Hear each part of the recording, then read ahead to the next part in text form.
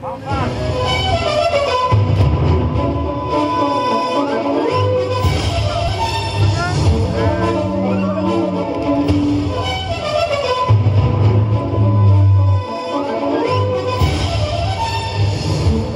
күн, құрметті көрермендер және қонақтар. Атырау облыстық бәйге федерациясы мүшелерінің ұйымдастыруымен Қазақстан Республикасының тәуелсіздігіне 30 жыл толуына орай және Қазақ Golden Stand жауапкершілігі шектеулі серіктестігінің бастауымен тіркелген қолтума тайларының тұсау кесеріне арналған Ұлы дала тұлпарлары атты ат бәйгесінің ашылу салтанатына қош келдіңіздер.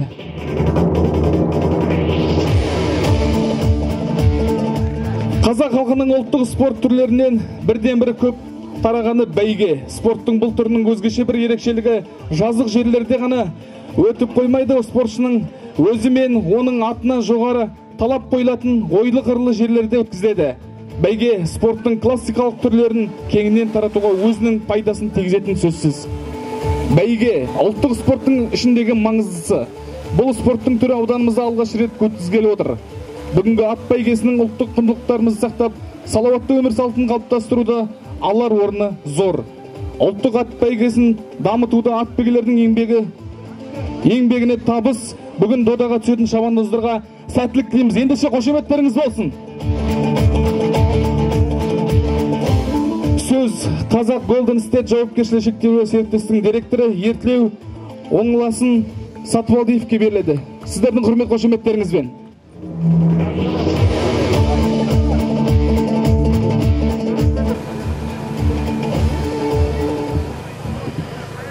Ассаламу алейкум ва рахматуллахи баракату. Құрметті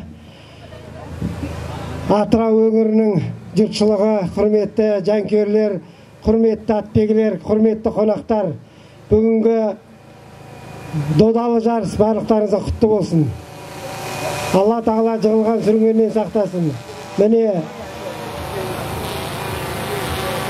көпшіліктің атбегілерінің қалауымен Атырау өңірінде сол Қызылқоға жерінде Миял ауылында бүгінгі күні міне қолтуманың, яғни Қазақстанда туған жылқылардың бүгінгі міне ашылу салтанаты болғалы отыр.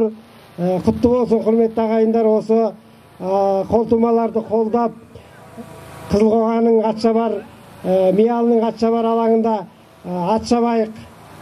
Сол жерден осы қолтуманы бастайық, отандық өнімге қолдау көрсетейік деп жатқан қызылқоғалықтарға, атыраулықтарға, жалпы атбегілерге үлкен рахмет айтамыз.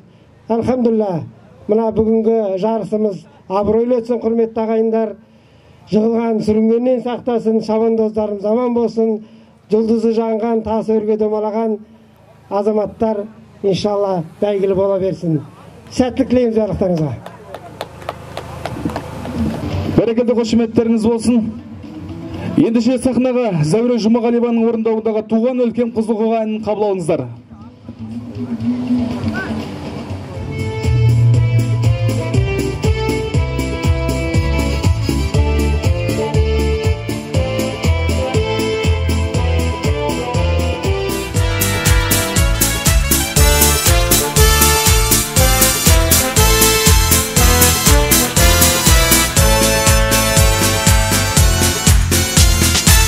Туған өлке кең жайлауы,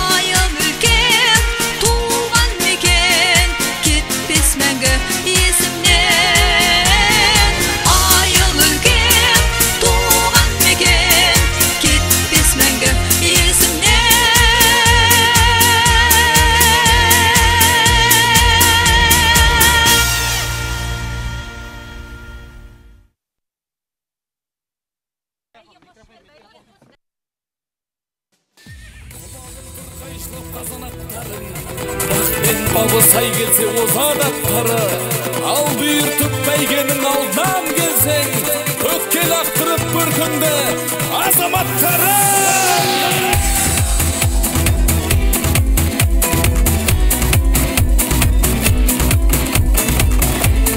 Tırıs. Heydi! Шаң шығып қара көрінді, арғымақтар алдынан дара бөлінді. Топырақты төңкеріп тарлан жануар, қайыстырып келеді ай қара жерінді. Ей айқайла байпайла, думандатып той тойла, шаңға көкті айнала, алда кетті қайбала, бас қамшыңды тоқтамай.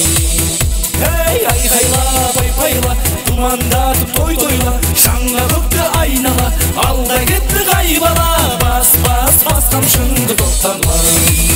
Ай, тамаша!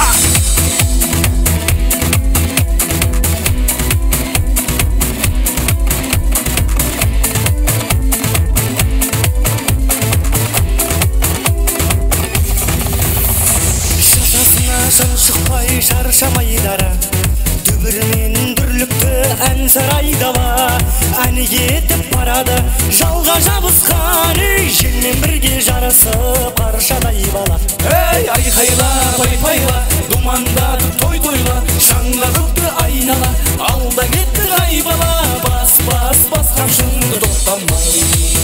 Ей айқайла байпайла, думандатып той тойла, шаңға көкті айнала, алда кетті қайбала, бас қамшыңды тоқтамай.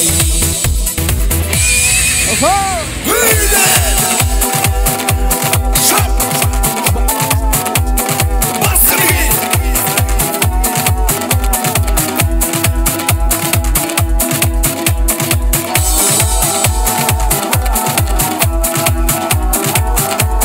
Шапқырге! Басқан шын тоқтама!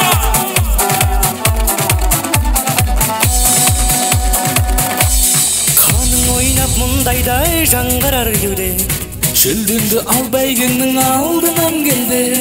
о жаратқан баланы сақтай көресің, Тұлпарды да тұяқтан тайдыра көрме. Ей айқайла байпайла, думандатып той тойла, шаңға көкті айнала, алда кетті қайбала, бас қамшыңды тоқтамай.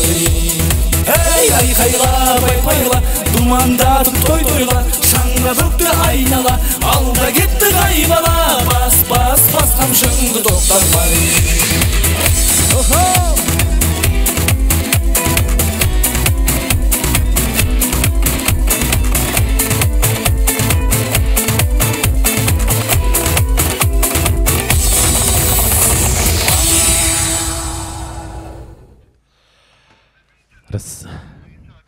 Қайырлы күн, қадірлі құрметті көрермендер және қонақтар.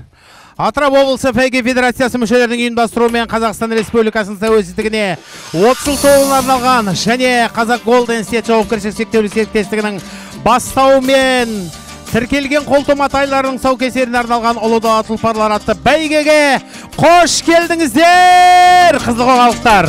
Қызылқоға өңірінде алғашқы өткізіліп отырған үлкен ұлы бәйгеміз сәтін салса бастағалы тұрмыз.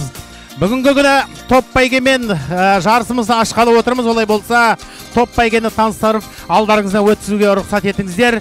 Бірінші Еркебаев Бауыржан Маратұлы аттың иесі, Ақтөбе облысы Ойыл ауданы Шұбаршы ауылы. Шабандозы Марат Нұрбек. Қарагер 4 жасса Қарайғыр. Бапкердің аты жөні Еркебаев Бауыржан Маратұлы. Қошеметпен қарсы аламыз. Көрермендер айқай қайда. Баймұратов Қайырбек аттың иесі Миялы ауылы. Шабандозымыз Ершат. Шторм 6 жаста Торайғыр. Бапкердің аты жөні Бөрейін Қазбек. Ауданымыздың 75 жылдығында 1-ші орын Дарабоз, 3-ші орын алған. Қошеметпен қарсы алайық. Амангелді Шалқар аттың иесі Жасқайрат ауылынан келген. Шабандозы Амангелді Шалқар. Бақторы 5 жаста Торайғыр. Амангелді Шалқар. Бапкердің аты жөні. Қошеметпен қарсы алуға рұқсат етіңіздер.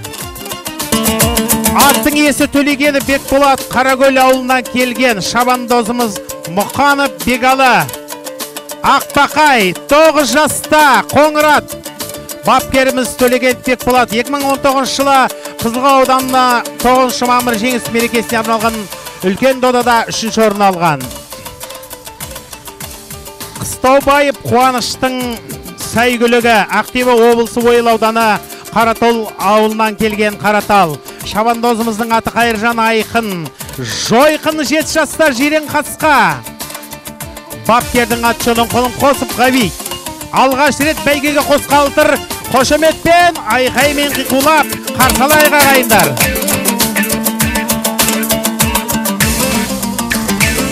Сәйгүліктің иесі Сәрсенғалиев Әбіл Мәжін. Қарақасқа 5 жаста айғыр. Шабандозымыз Жолдасқалиев Баубек Жангелден ауылынан келген. Бапкердің аты жөнін Сәрсенғалиев Әбілжан. Алғашқы рет бәйгеге қосқалдыр. Қошеметпен қарсы алыңыздар. Сәйгүліктің иесі Қарабаев Нұрдаулет Жангелден ауылынан келген. Шабандозымыз Жолдасқалиев Баубек Қарақасқа 5 жаста. Сәрсенғалиев Әбіл Мәжін бапкердің аты жөні алғаш рет үлкен додаға қатысқалы тұр. Қарабаев Нұрдаулет Жангелден ауылынан Оңғар Бекзат шабандозымыз Құла 4 жаста айғыр. Қарабаев Нұрдаулет бапкеріміздің аты алғаш рет үлкен бәйгеге топ бәйгесіне қосқалы тұр. Қошеметтеріңіз болса. Сәйгүлігіміздің иесі көңіл қосып ғалым Ақтөбе облысы Ойыл ауданы Сүлеймен ата ауылы. Шабандозымыз Шалабаев Ақниет. Қоян қасқа 3 жаста. Күрен қасқа айғыр. Көңіл қосып қалым. Алғашы рет үлкен бәйгеге қосқалы тұр. Қошеметпен қарсалайық. Амангелді Ақжол Жасқайрат ауылынан келді.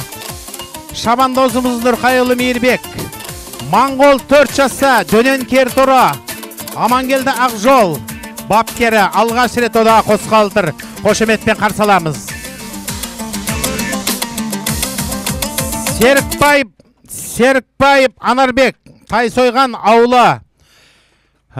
Ертай Айсұлтан шабандозы Алау 4 жаста жирен айғыр. Бапкері Серікбаев Анарбек 2021 жылы Тайсойған ауылында өткізілген бәйгеде 2-ші орын. Нөмірі 11.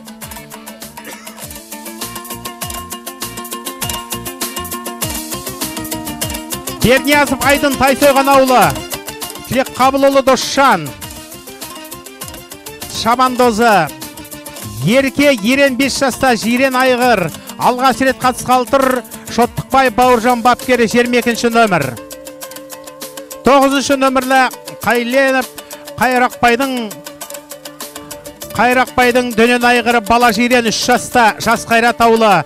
Қайрақбайлы Шыңғысхан Шабатын шабандозы Қайленов Қайрақбай бапкері алғаш рет 9-ші нөмір қатысқалы тұр. Жайлыбаев Жамбол Құлбай Нұр Президент шабандозы Көкдауыл 3 жаста Дөнен айғыр. Жайлыбаев Жамбол алғаш рет 29-ші нөмір қарсы аламыз. Айқай-қайда көрермендер. Қошеметтеп отырайық.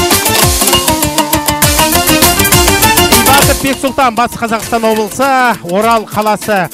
Мәжитов Мержан шабандозы Ақмаңдай 3 жаста Торбайтал 10-ші нөмірлі. Молдажанов Айдар бапкері 21-ші жылы Батыс Қазақстан Касалабудан өсілген топ бәйгеден чемпионы. Қошеметпен қарсаламыз. Нөмірі 10-ші нөмір. Нөмірі 26-ші сәйгүлігіміз Сатпаев Жанғабыл Ақжайық ауданы Батыс Қазақстан облысы. Сатпаев Ерасыл шабандозы Бөрте 3 жаста Байтал Қараторы. Сатпаев Ерназ бапкері алғаш рет додаға қосқалы тұр. Нөмірі 25-ші Оржанов Қуанышбек. Оржанов Қуанышбек Айнабек шабандозы Ақтор 3 жаста Торы Құнан. Оржанов Қуанышбек алғаш рет қатысқалы тұр. Қошеметпен қарсаламыз. Тілектес Асқар Сағыз ауылынан келген. Қызылғоға Қойшығали Рахат шабандозы. Нөмірі 20-ші Торғасқа Байтал 5 жаста. Тлепиев Асқар бапкері 21-ші жылы Мұқыр сынақ бәйгеден 3-ші орын алған. Нөмірі 8-ші Бейсенбаев Талғат Батыс Қазақстан облысы. Аттың иесі Серік Әділбек шабандозы Нұртөбел 3 жаста, Бейсенов Талғат бапкері. Нөмірі 5-ші Рамиса 3 жаста байталымыз қатысқалы тұр. Суликанов Қалымжан Ақтөбе облысы Қобда ауданы. Рамиса 3 жаста, Суликанов Қалымжан бапкері. Әртүрлі бәйгелерде жүлделі орны бар. Қазмағамбетов Асан Мұқыр ауылы Қазмағамбеттер әулетіне келіп отыр. Аян шабандозы. Нөмірі 15-ші Бирожал 5 жасар Жирен. Қазмағамбетов Асан, Қазмағамбеттер әулеті бапкерлері әртүрлі бәйгелерде жүлделі орындары бар. Нөмірі 19-ші Нұрғалиев Руслан аттың иесі, Нұрғалиев Нұрлан шабандозы. Нөмірі 15-ші Тайфун Құнан Нұрғалиев Руслан жүлделі орындарды әзірше алған жоқ. Сәттілікте қояй қағайын. Нөмірі 9-ші Қайнар 5 жаста Айғыр Күрең Тілешіп Қазбек Ақтөбе облысы. Данияр шабандозы Арқабаев Ертай бапкері Атырау облысына 2-ші орын алған 21-ші жылы.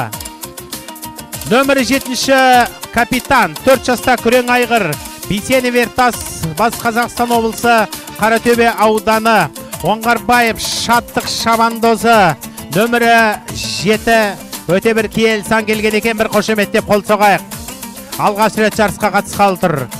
Сәйгүліміздің иесі Дүйсенғалиев Құлбарақ оқ жетпес 5 жаста Қараторы. Нөмірі 23-ші Жердемғали Дастан шабандозымыз Дүйсенғалиев Құлбарақ бапкері алғаш рет үлкен додаға қатысқалы тұр.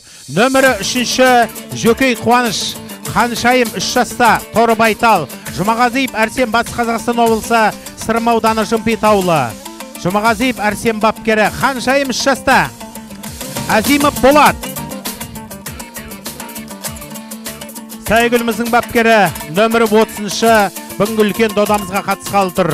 Аманғали Висатай нөмірі 17-ші қошеметпен қарсы алайық. Ал енді қадірлі құрметті көрермендер, топ бәйгесін бастағалы тұрмыз.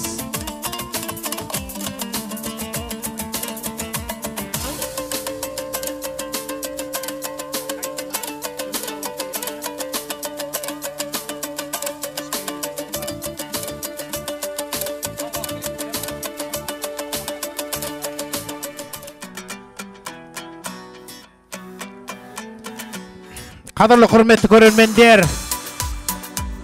шабандоздарымызға делбесін қоздыратын айқайларыңызбен қиқуларыңызды салып отырыңыздар. Қызылқоға өңірі киелі тектілік неген бақтарған киелім екенін білесіздер. Қазақ халқының ұлттық спорт түрлерінен бірден көп тараған ол бәйге. Соңғы кезде ат спорты келже қалып жүр, бірақ дегенмен де кейінгі осы ұрпақтар бұны көтеріп жатыр. Зор алғыс білдіреміз баршасына. Қайырбек Бақытжанұлы Баймұратовқа алғысымыз шексіз. Сөз мынау жалпы Атырау облысы бәйге федерациясына ұжымына үлкен алғысты білдіруге рұқсат етіңіздер. Атырау облысы бәйге федерациясының президенті кәсіпкер ұлттық спорт жанашыры Қайырбек Бақытжанұлына бір қошеметтеп қол соғып қойыңыздар. Биялы өңірінде Қызылқоға ауданында үлкен доданы өткізіліп отыр. Ісіне сәттілік береке берсін. Команда болмай шаппаймыз. Сонымен топ бәйгесі басталады, қадірлі ағайындар. Топ бәйгесіне көрермендерімізге мынау жолға шығып кетуге болмайды. Бәріміз мәре сызығынан жалпы мына шабатын жерден алтырақ тұрғанымыз жөн. Біздің сақшыларымыз бар, солардың айтқанына көндігіп отырайық, қадірлі құрметті көрермендер. Алаш атбегілері, сонымен бәріңізге сәттілік тілейміз. Бірлігіміз аймақты болсын, бәйгеміз байрақты болсын, сеніміміз серік болсын, сәйгүлігіміз көрік болсын, бағытымыз серік болсын. Сендегенде сөз бар ма? Мінекей, топ бәйге кетті. Айқай-қайда ағайындар. Құшақ жайған өз даласы жүрегімнің боз. Топ бәйгенің бірінші айналымы. Қайырбек.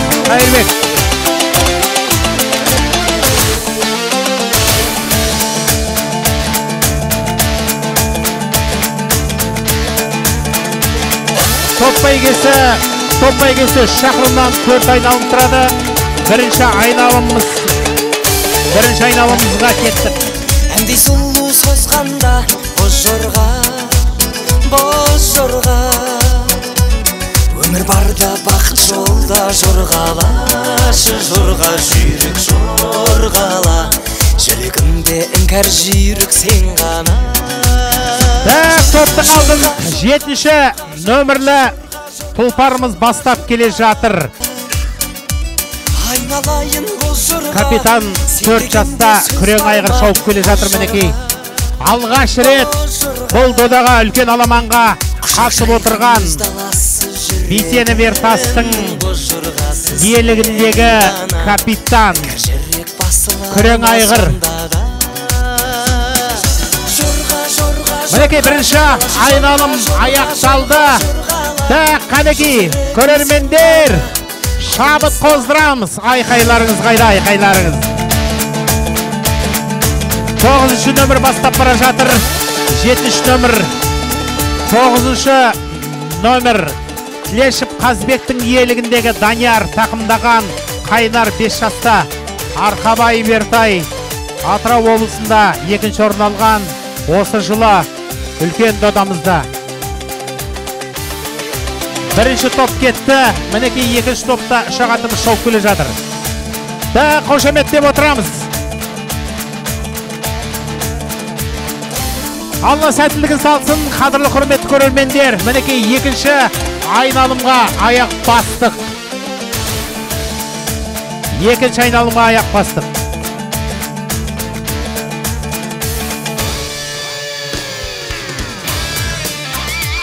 19-шы нөмірлі шабандозымыз жарыстан шығып кетті. 19-шы нөмірлі шабандозымыз жарыстан шығып кетті. Бірінші болып 9-шы нөмір келелді. Бірінші айналымда 2-ші болып 7-ші нөмір, 3-ші болып 13-ші нөмірлік, 4-ші болып 5-ші орында келе жатқан 24-ші нөмірлік сәйгүлігіміз, 6-ші келе жатқан 10-ші нөмірлік сәйгүлігіміз, 19-ші нөмірлі сәйгүлігіміз қазір жарыстан шығып кетті. 19-ші нөмір Нұрғалиев Руслан, Мияла ауылы, Тайфун Құнан.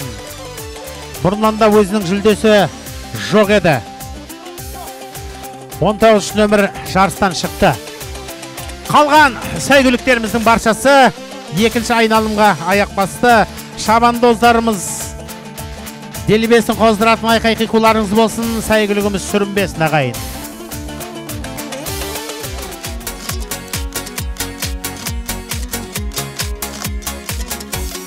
Өлеңді тіл бастайды, жақ қостайды, бәйгеден келген жүйрік ойқастайды.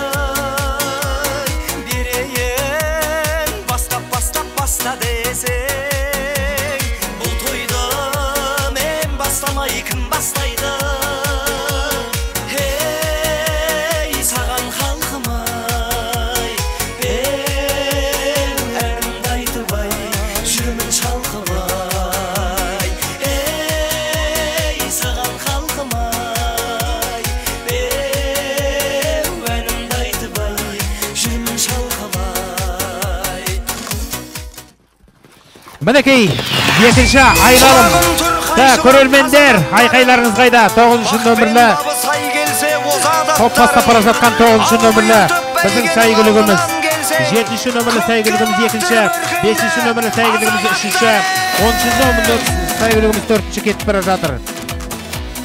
Топ бастап бара жатқан 9-ші нөмірлі сәйгүлігіміз Қаленов Қайрақбай, Жас Қайрат ауылынан келген сәйгүліктің иесі.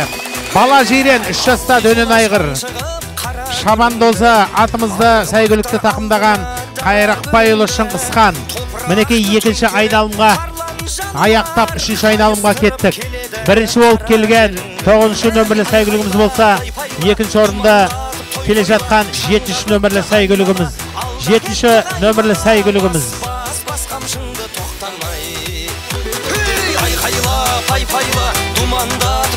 27-ші нөмірлі сәйгүлігіміз жарыстан шығып кетті. 27-ші нөмірлі сәйгүлігіміз жарыстан шықты. Амангелді Ақжол Жасқайрат ауылынан келген Моңғол 4 жаста Дөнен Қараторы алғаш рет қатысып отыр. Келесі додаларда орын алуына Алла нәсіп етсін. Сәйгүліктердің бәрі сүрінбесін. Шабандоздарымыз тақымдаған сәйгүліктер аяғына дейін мәресіздігін аттауға Алла нәсіп етсін. Мінекей үшінші соңғы тобымыз келе жатыр. Айқайларыңыз қайда? Қиқулап айқайлап отырайық. Ағайындар, көрермендер. Алда кетті қайбала, бас қамшыңды тоқтамай. Хей, айқайла, пайпайла, думандатып той-тойла, шаңға бөкті айнала.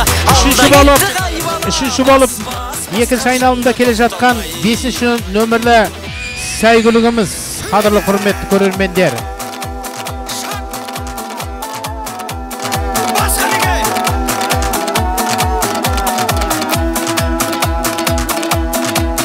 Қобда ауданынан келіп отырған Ақтөбе облысынан Сөликанов Ғалымжан Рамиша 3 жаста 5-ші нөмір сәйгүлік. Бірінші болып екінші айналымның мәресіздігін аттаған 9-ші нөмірлі біздің тұлпарымыз сәйгүлігіміз Қаленов Қайрақбай ат иесі.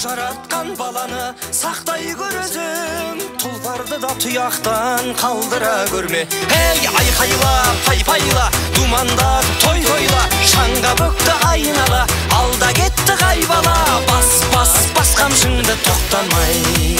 Эй, айқайла, пайпайла, думанда той-тойла, шаңға бөкті айнала, алда кетті қайбала, бас қамшыңды тоқтама. Сонымен сәйгүліктеріміз үшінші айналымға аяқ басты. Мінекей мынау ең соңғы аяғы.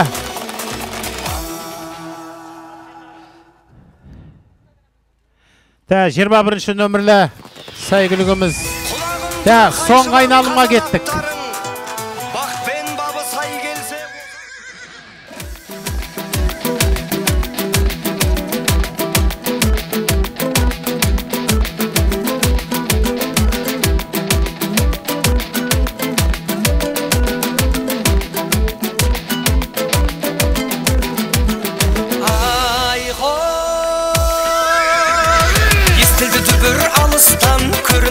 Қадірлі құрметті көрермендер, соңғы айналымға аяқ басып жатырмыз. Айқайларыңыз қайда? Қызылқоғалықтар, делбені қоздыратын айқай керек. Мінекей 9-ші нөмірлі сәйгүлігіміз мәресіздігін бірінші аттады. 13 пен 24 екеуі қатар екінші кетіп бара жатыр. Біздің 7-ші нөмірлі сәйгүлігіміз қазір ғана алдымыздан өтті. Соңғы айналым 9, бірінші 7, 24, екінші, үшінші, 13-ші, екінші орында кетіп бара жатыр. Үшінші айналымның бірінші тобын қазір көз алдымыздан өткіздік ағайындар. Сәйгүліктерімізге, шабандоздарымызға, тақымдаған шабандоздарымызға, біздің бүлдіршін батырларымызға делбесесін қоздыратын айқайларын болса, қадірлі құрметті көрермендер. Бірінші болып 9-ші нөмір сәйгүлік кетті. Екінші болып 24-ші, үшінші болып 13, төртінші болып 3-ші нөмірлі, 5-ші болып 7-ші нөмірлі кетті.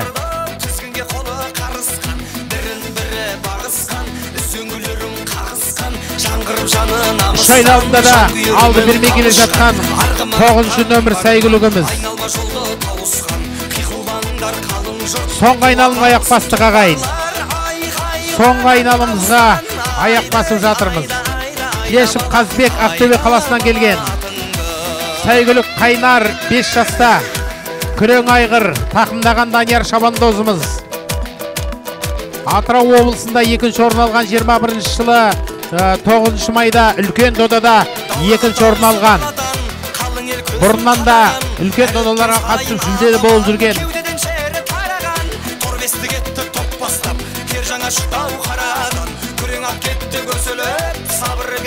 Соңғы тобымыз келе жатыр, соңғы топ.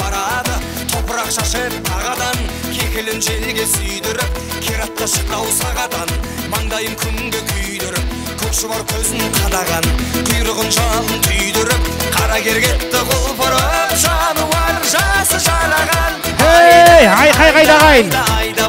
Телевизиясын қоздыратын айқайларымызбен айқайлап отырайық.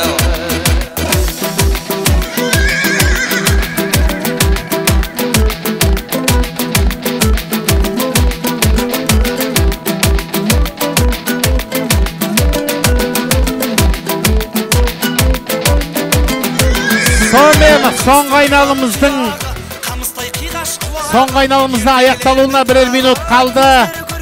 Мәресіздігін кім бірінші аттайды? Қазір көреміз, қадірлі құрметті ағайындар. Мәресіздігін кім бірінші аттайды екен?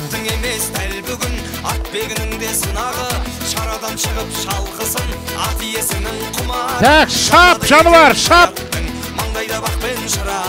Делебе қозып мұндайда алаштың жұрты алқынып айқайға басып тұрады. Тоғыз бірінші болып келе жатыр. 24-ші нөмірлі сәйгүлігіміз екінші болып таласып келе жатыр. Мәре сызығын кім бірінші аттайды екен қазір көреміз. Алла сәтін сақсың басы сәйгүлік тұлпар сүрінбесін ағайын.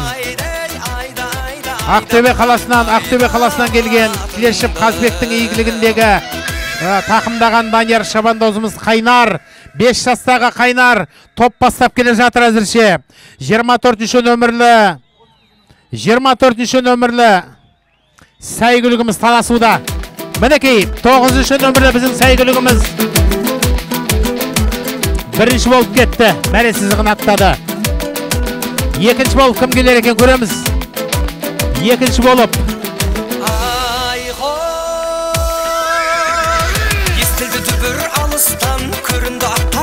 екінші болып кім аттады мәре сызығын. Қошеметтеп қойыңыздар ақтөбеліктерді. Ақтөбенің Қақтөбесінен келген 9-ші нөмірлі сәйгүлігіміз бірінші болып аттады мәре сызығын. 3-ші, 5-ші нөмірлі сәйгүліктер.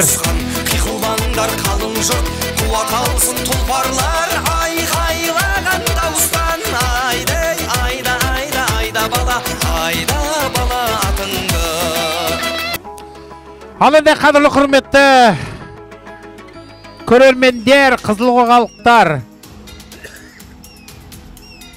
топ бәйгесінде бірінші болып мәре сызығын аттаған 9-ші нөмірлі сәйгүлігіміз Қаленов Қайрақбайдың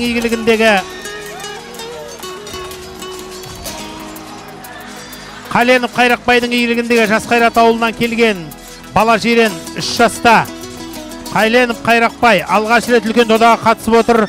9-ші нөмірлі сәйгүлігімізге бір қошеметтеп қол соғып қойыңыздар. Жеңімпаз атанды. Екінші орын болып мәре сызығын аттаған нөмірі 3-ші сәйгүлігіміз Оралдан келген.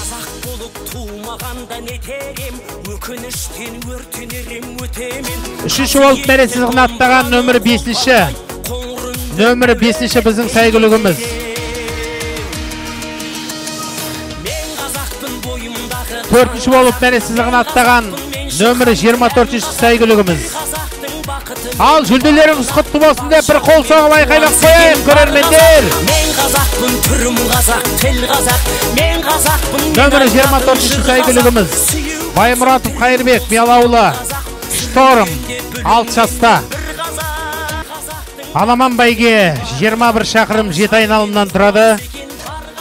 Шабандоздарымызға сәттілік тілейміз, аттарыңыз сүрінбесін, сәйгүліктеріңіз сүрінбесін, мыңнан тұлпар жеңімпаз болсын.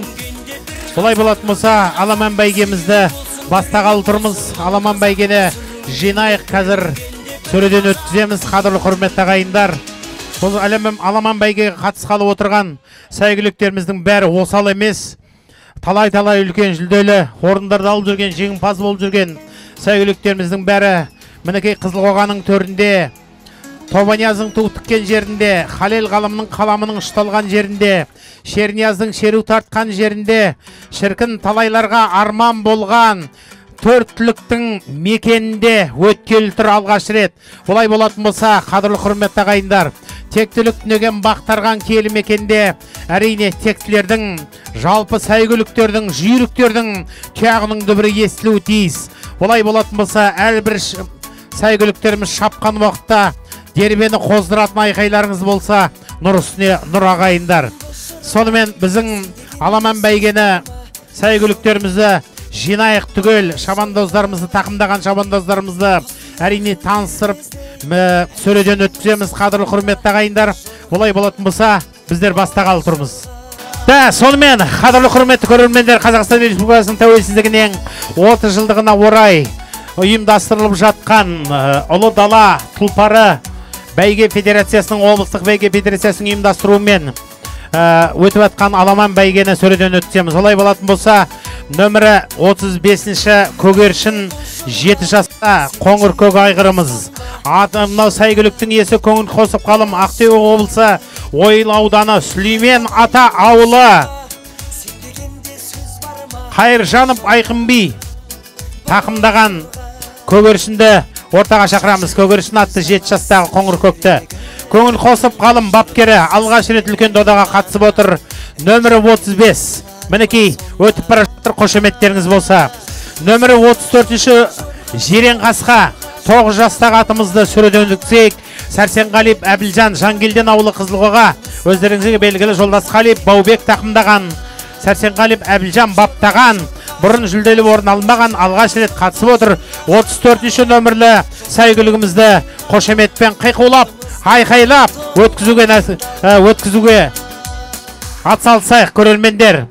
Сонымен сіздердің алдарыңызда 19-шы құла ат 7 жаста Сәрсенғалиев Әбілмәжін игілігіндегі Жангелден ауылынан келген Сәрсенғалиев Әбілмәжін шабандозы құла атты тақымдаған Сәрсенғалиев Әбілмәжін аттың бапкері.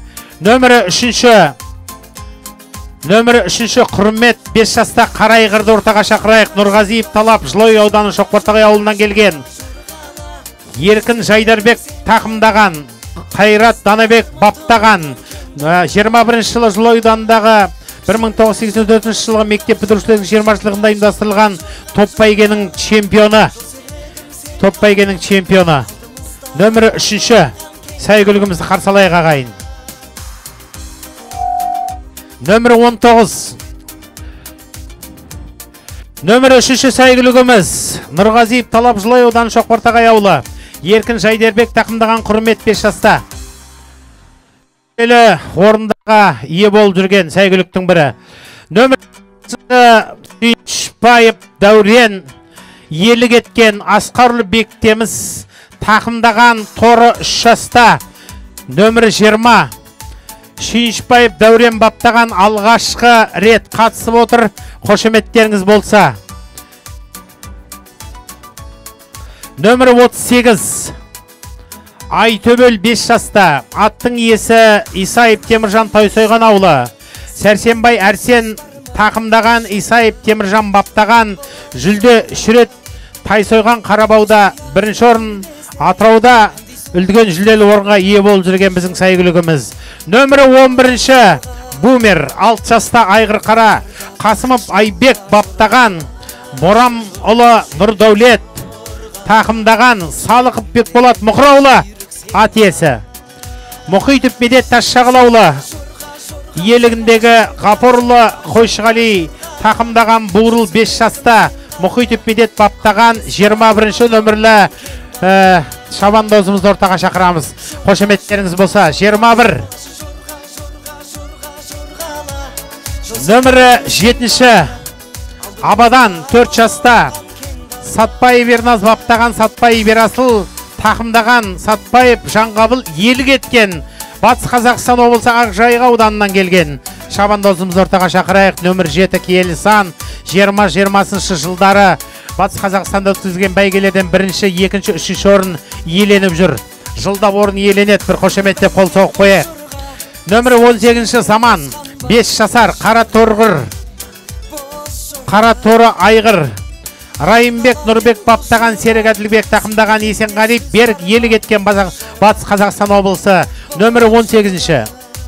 Нөмірі 33 Аманат 5 жаста Маханов Ғабит баптаған Біләліп Қасан тақымдаған Маханов Ғабиттің иелігіндегі Қаратөбе ауданынан келген, Орал өңірінен келген біздің шабандозымыз ортаға шақырамыз.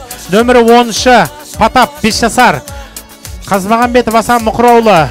Қазмағамбетов Асан баптаса, Аян тақымдап ортаға шықты. Нөмірі 10. Қошеметпен өткізуге рұқсат етіңіздер.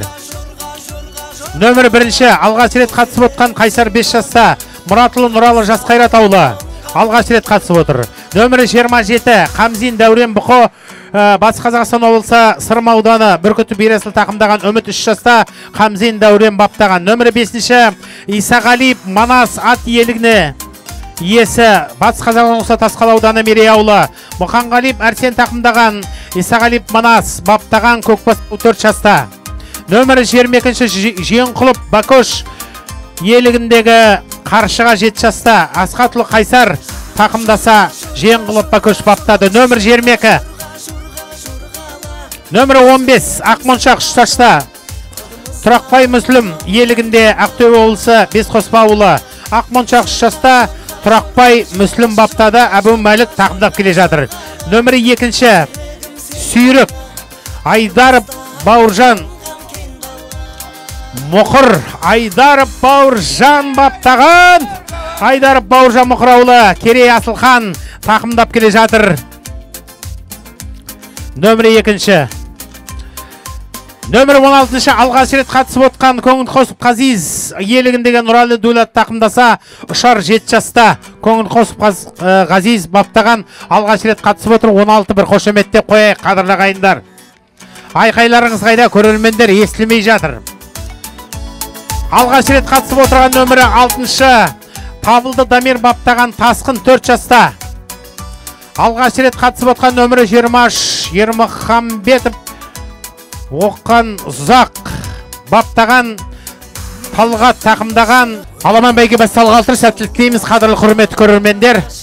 Айғайларыңызбен, сіздердің қиқуларыңызбен біздің шабандоздарымыздың делбесін қоздыратын Қызылқоға төрінде киелі мекенде тек түліктінеген бақтарған талай палуандар, талай сөйттер күрескен, белдескен, шапқан жерде, Шернияздың шеру тартқан жерінде, Қалелінің қаламның ұшталған жерінде, Асан Қайғының таң қалып баға берген, қақпақты Қарағазан атанған киелі мекенде өткелі тұрған.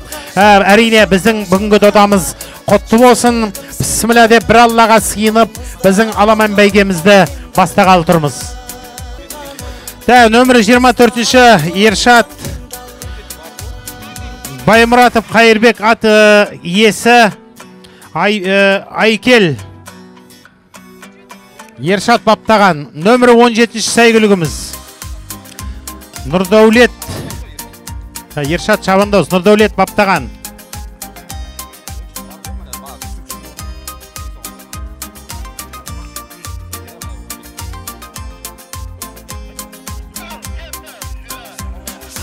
Ал, бісміллә, ал кеттік. Ал кеттік, ағайын. Бақпен бабы сай келсе озат аттарың, ал бұйыртып бәйгенің алдынан келсең, көкке лақтырып өркенде азаматтарың.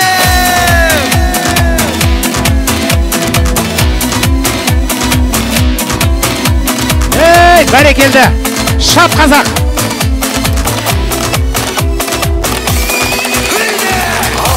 Шаң шығып қара көрінді, арғымақтар алдына дара бөлінді. Топырақты төңкеріп тарлан жануар, қайыстырып келеді қара жеріңді. Ей, айқайла, пайпайла, думандатып той-тойла, шаңға бөкті айнала, алда кетті қайбала, бас қамшыңды тоқтамай. Ей, айқайла, пайпайла, думандатып той-тойла, шаңға бөкті айнала, алда кетті қайбала, бас қамшыңды тоқтамай.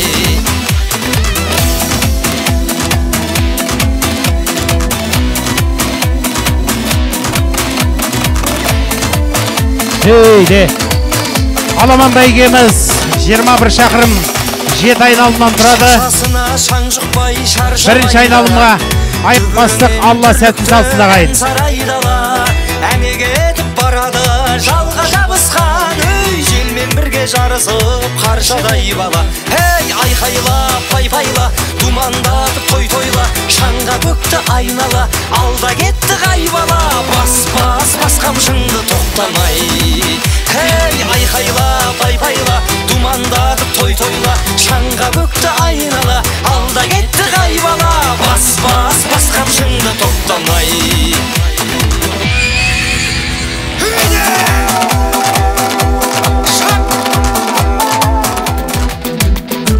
Да, газель машинасынан соңқыны алып кеткен жігіт, соңқыны қайта алып кетті, ішінде документтер бар.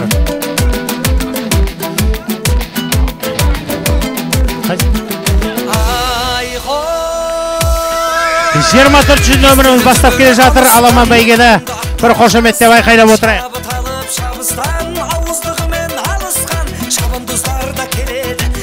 Жатып жабысқан, тақымдап түрлі тұлпарды, тізгінге қолы қарысқан, бірін-бірі бағысқан, үзеңгілерім қағысқан. Нөмірі 24 сәйгүлігіміз топ бастап келе жатыр.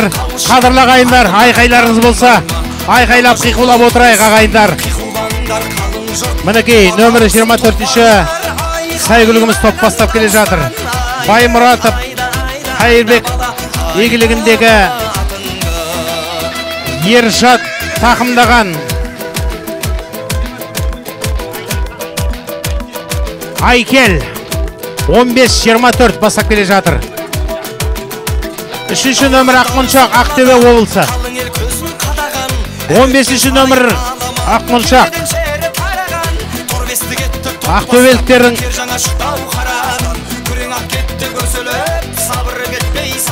міне екінші тобымыз өтті, бірінші айналымды аяқтап жатырмыз қадірлі ағайындар. Бірінші болып мәресізігін бірінші айналымда аттаған 15-ші нөмірлі сәйгүлігіміз, екінші орында 24-ші нөмірлі сәйгүлігіміз, үшінші орында 18-ші нөмірлі сәйгүлігіміз, төртінші орында 7-ші нөмірлі сәйгүлігіміз, 5-ші орында 2-ші нөмірлі сәйгүлігіміз топ бастап келе жатыр. Бірінші айналымды аяқтап жатырмыз әрине. Қадірлі құрметті ағайындар, 7 айналымнан тұрады, 21 шақырым аламан бәйге.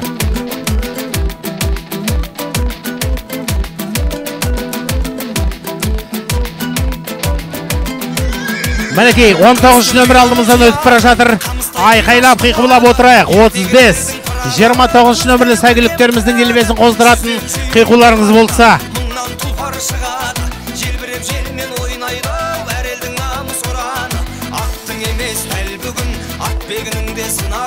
Шарадан шығып шалқысын, ат иесінің құмары, жанады екен таяқтың, маңдайда бақпен шырағы, делебе қосып мұндайда, алаштың жұрты алқынып, айқайға басып тұрады. Айда бала атыңды.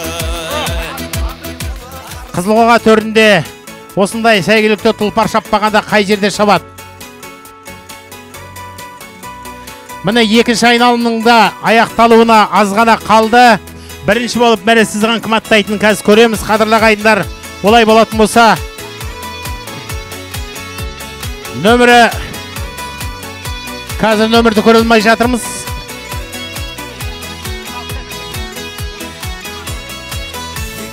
Екінші айналымның мәресізігін аттаған нөмірі 15-ші сәйгүлігімізге және 24-ші екінші орында келе жатқан сәйгүлігімізге бір қошеметтеп, қиқулап, айқайлап, делбесін қоздырып қояйық ағайындар.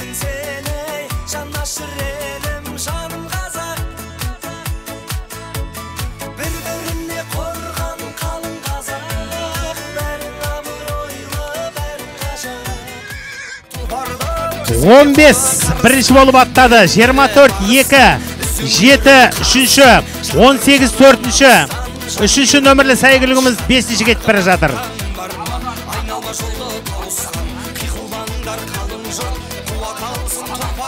Жетінші нөмір сәйгүлігіміз Оралдық Абадан сәйгүлігімізге. Жанғабылдікі.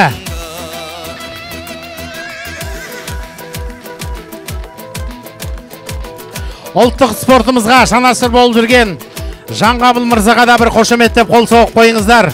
Аты әйгілі, атынан ат үркетін азаматтар барлығы. Баласы батыр болып туатын батыстағы батыр елдің азаматтары. Жанғабыл мырзаға да бір сәттілік тілеп қояйық, құрметті көрермендер. Бірінші болып мәре сызығын екінші айналымда аттаған 15-ші нөмірлі сәйгүлігімізге, екінші орынды 24, үшінші орынды 7-ші нөмірлі сәйгүлігімізге, төртінші орында кетіп бара жатқан 18-ші нөмірлі біздің тұлпарымыз, үшінші нөмір тұлпарымыз 5-ші кетіп бара жатыр. Сонымен екінші айналым бітті. Үшінші айналымға аяқ бастық ағайын.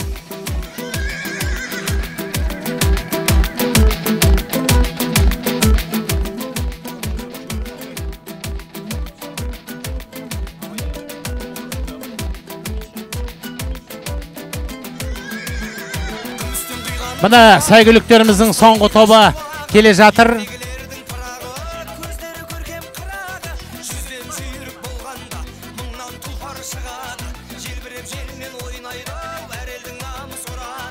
Сонымен үшінші айналым қазір бітуіне де аз қалды. Үшінші айналымның соңғы тобы кетіп бара жатыр, қадірлі құрметті ағайындар. Төртінші айналымға аяқ басамыз. Мәре сызған кім бастайтын, кім бірінші келе жатқан қазір атап өтеміз ағайындар.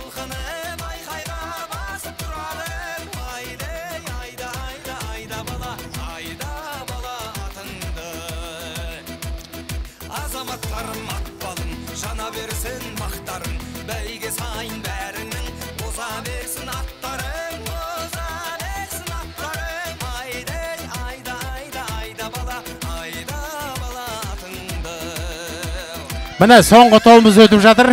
Қадірлі ағайындар, қошеметтеп отырыңыздар. Қошеметтеп отырыңыздар. Делбені қоздырып айқайлап қиқулап.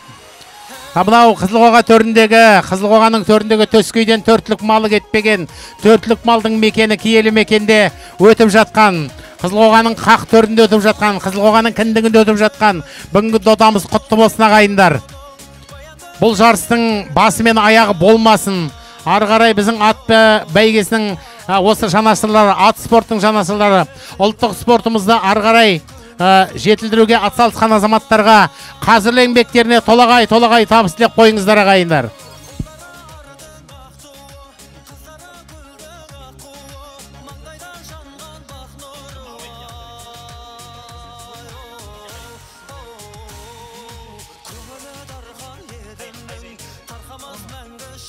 Аламан бәйгеге демеушілік көрсетіп жатқан, 500 мың теңгелей қаржылай көмек көрсетіп жатқан Абай Есенғалиев мырзаға бір қошеметтеп қол соғып қойыңыздар. Мұқырлық өзіміздің жерлесіміз, кәсіпкер, белгілі кәсіпкер. 500 мың теңге тігіп отыр Абай Есенғалиев. Екінші Нұрмұханов Бекболат, Ақтөбе облысы.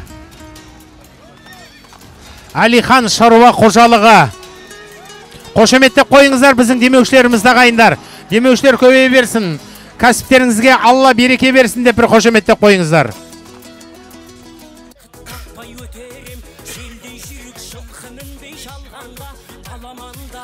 Мінекей, 4-ші айналымға аяқ бастық. 15-ші нөмірлі сәйгүлігіміз топ бастап бара жатыр. 24-7 13 сәйгүліктеріміз. Бірінші тобы алдымыздан өтті. 4-ші айналымға аяқ бастық ағайындар. Не бар 7 айналым 21 шақырымнан тұратын Аламан бәйгесіне үлкен додамызға қатысқан сәйгүліктерімізбен тақымдаған шабандоздарымызға мынау тұяқтарыңыз сүрінбесін деген тілек ниеттеріңізді білдіріп отырыңыздар.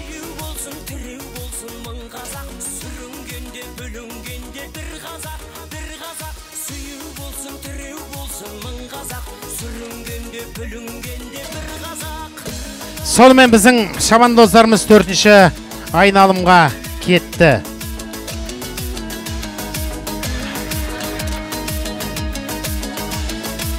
Нөмірі 2-ші нөмірлі сүйрік ат сәйгүлігіміз Айдар Бауыржан баптаған, Керей Асылхан тақымдаған, Айдар Бауыржан игілігіндегі Мұқыр ауылынан келген сәйгүлігімізге бір қошеметтеп қол соғып делбесін қоздырып қояйық шағайын.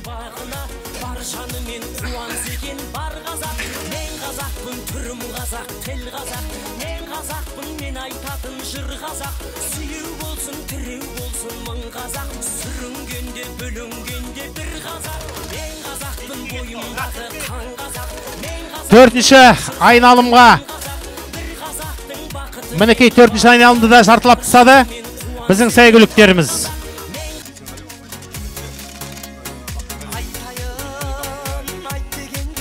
Біздің демеушілеріміз, жерлестеріміз Есенғали Бабай 500 000 теңге қаржылай көмек көрсетіп отыр. Аламанның бірінші орнына екінші Бақтығали Үмбетов мырзаға үлкен алғысымызды білдіреміз. 300 000 қаржылай көмек көрсетіп отыр.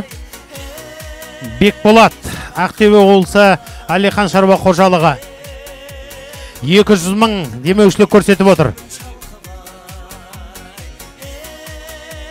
Және мына сіздерге таспаға түсіріп атқан видео аспаптардың, ұшатын дрондардың барлығына 100 000 теңгедей қаржы бөліп отыр. Бір қошеметтеп қол соғып қойыңыздар демеушілерімізге. Алла ісіне береке берсін, ақша көп, уайым жоқ болсын деп қояйық ағайын. Өлеңді тіл бастайды, жан қостайды. Бәйгеден келген жүйрік ой қастайды. Қаржылай көмек көрсетіп отырған біздің демеушілерімізге Алла разы болсын, Алла разы болсын. Біздің спорт жанашырлары осылардың арқасында мінекей осындай үлкен додаларды өткізіп тұрамыз. Мінекей 4-ші айналым бітті. 15-ші нөмірлі біздің сәйгүлігіміз топ бастап бара жатыр. 24-18 2-ші, 3-ші орында, 7-ші нөмірлі сәйгүлігіміз 4-ші орында кетіп бара жатыр. Әрине біздің 4-ші айналымның бірінші тобын қазір ғана көз алдымыздан өткіздік ағайындар. Топ бәйге бірінші орын жерлесіміз Балжігітіп Сейітжан 400 000 қаржылай көмек көрсетті. Қошеметтеріңіз болса. Екінші орын Байжанов Нұртас 200 000 қаржылай көмек көрсетті. Қылсоры Жылойдан жылы жүзбен келген біздің азаматтарымыз. Үшінші орынға 100 000 қаржылай көмек көрсеткен Аян шаруа қожалығы.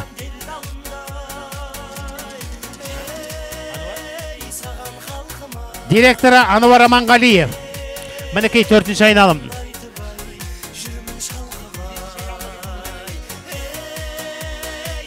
Төртінші айналымда бірінші болып мәресізін аттаған нөмірі 15-ші біздің сәйгүлігіміз. Екінші орында 24 нөмірлі сәйгүлігіміз. Үшінші орында 18 нөмірлі сәйгүлігіміз. Төртінші орында 7 нөмірлі тұлпарымыз. 5 орында 3 нөмірлі тұлпарымыз кетіп бара жатыр. Біздер 5-ші айналымға аяқ бастық. 5-ші айналымда жартылап қалдық ағайын.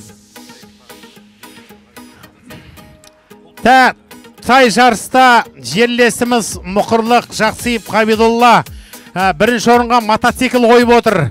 Бір қошеметтеп қойыңыздар ағайындар. Екінші орынға Жаңабаев Құрман 100 000 теңге ақшалай сыйлық көрсетіп отыр. Үшінші орынға Сапаров Абат 50 000 теңге.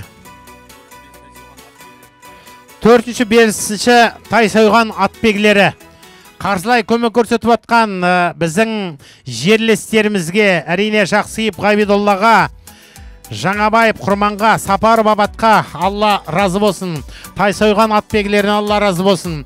Дегендеріңе жетіп, үлкен жақсылыққа кенелуге, әрине топ бәйгеде Балжігітіп Сейітжан мырзаға үлкен алғыс білдіреміз. Қолдарыңыз шыға берсін. Әрбір істеріңізге Алла береке берсін. Байжанов Нұртасқа, Аян шаруа қожалығына үлкен алғыстарымызды білдіріп отырайық ағайын туыстар. Жалпы көппен бітетін шаруаға жақсы істің басына, жақсы келер қасына деген сөз бар. Әрине осылар жақсылар мен жайсаңдардың мекені. Олай болса сол мекенді тектілік түнеген бақтарған киелі топырақты аяғымен басқан, табанмен басқан, жалған нені жалпағынан басып, ғұмыр кешіп жатқан қадірлі құрметті біздің азаматтарымызға үлкен алғыс білдіреміз. Алла разы болғай ағайындар. 5-ші айналымды бітіріп, енді 6-ға кетеміз. 5-ші айналымның мәресіздің қыматтайтын қазір көреміз. Бізде не бар? 2 айналым қалды. 7 айналымнан тұрады, 21 шақырымнан тұрады. Аламан бәйгеміз Қазақстан Республикасының тәуелсіздігіне 30 жылдығына орай өткізіліп жатқан бәйгеміз құтты болсын ағайын туыстар. Жарыстың алды арты осы болмасын. Алға қарай тағы да жақсы күндерде кездесуге нәсіп еткей. Қазақ Golden State жауапкершілігі шектеулі серіктестігінің директоры Ертілеу Оңласұлы Сатыбалдиевке алғысымызды білдіреміз ағайындар.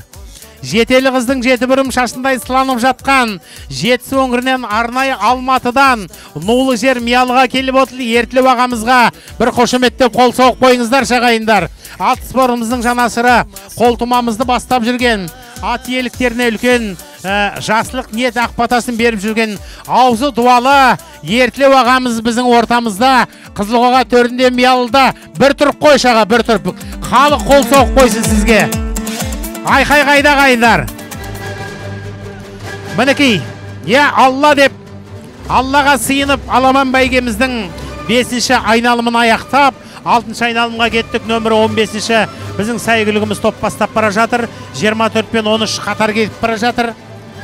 Қадірлі құрметті көрермендер, қиқулап айқайлап отырайық.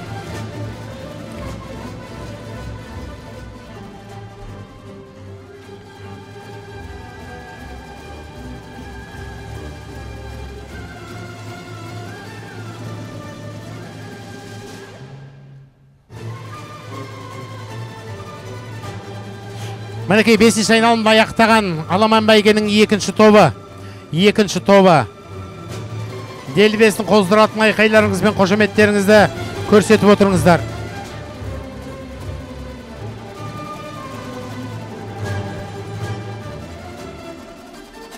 Топ бастап, әрине 5 айналымды да бастап келе жатқан Ақмоншақ Тұрақбай Мүслім баптаған, Әбдімалик тақымдаған Тұрақбай Мүслімнің игілігіндегі Ақтөбе облысы Бесқоспа ауылынан келген атымыз нөмірі 15-ші топ бастады.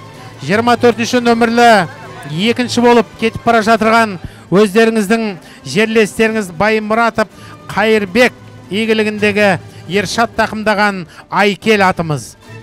Нөмірі 3-ші болып кетіп бара жатқан 18-ші нөмірлі сәйгүлігіміз Заман Райымбек Нұрбек бақтаған, Серік Әділбек тақымдаған Есенғали Беріктің игілігіндегі Батыс Қазақстан облысынан келген біздің сәйгілігіміз. Бұйырса 6-шы айналымға аяқ бастық. 6-шы айналымды да тамамдап келе жатырмыз. 7-ші нөмірлі біздің сәйгілігіміз 4-ші орында келе жатыр.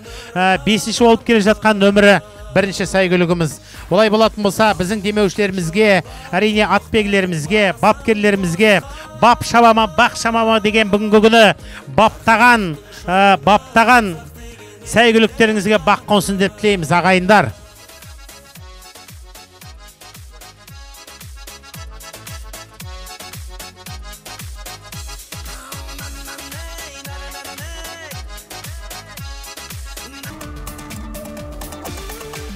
Атырау облыстық бәйге федерациясы мүшелерінің ұйымдастыруымен өтіп жатқан Қазақстан Республикасының тәуелсіздігінің 30 жыл толуына арналған және Қазақ Golden State жауапкершілігі шектеулі серіктестігінің бастауымен Ұлы дала тұлпарлары атты бәйгеміз одан әрі жалғасуда.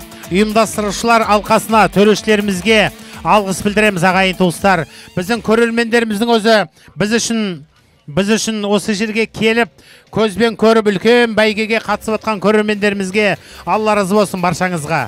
Әрине, бәйге де қайбір спортта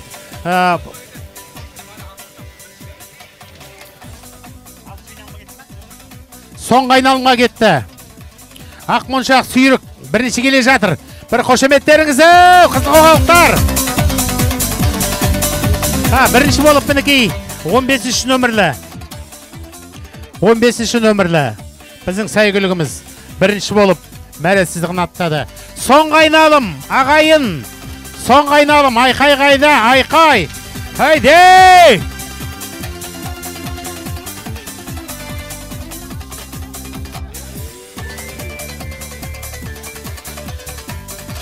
15-ші нөмірлі сәйгүлік.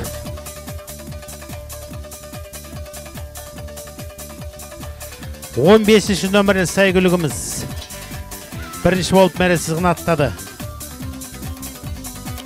Ақмоншақ Тұрақбай Мүслім баптаған Әбдімәлік тақымдаған Тұрақбай Мүслімнің игілігіндегі Ақтөбе облысы Бесқоспа ауылынан келген біздің шабандозымызға Әбдімәлік тақымдаған Ақмоншақ тұлпарымызға, байталымызға бір қошемет көрсетіп қойыңыздар ағайындар.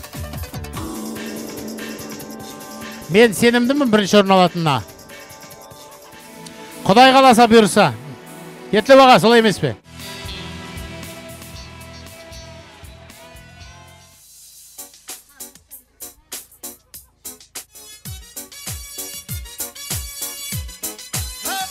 Да, екінші болып аттаған мәресізгін соңғы айналымға 6-шы айналымды бітірген біздің екінші топ келе жатыр.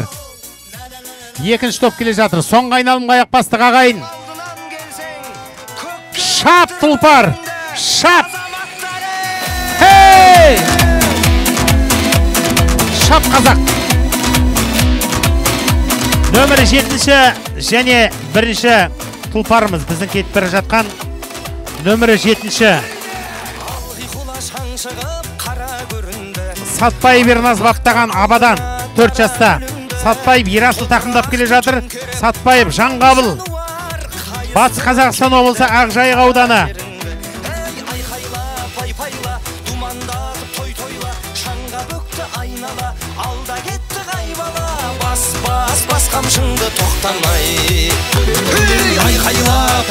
Екінші тобы кетті. Екінші топ кетті. Екінші топ кетті.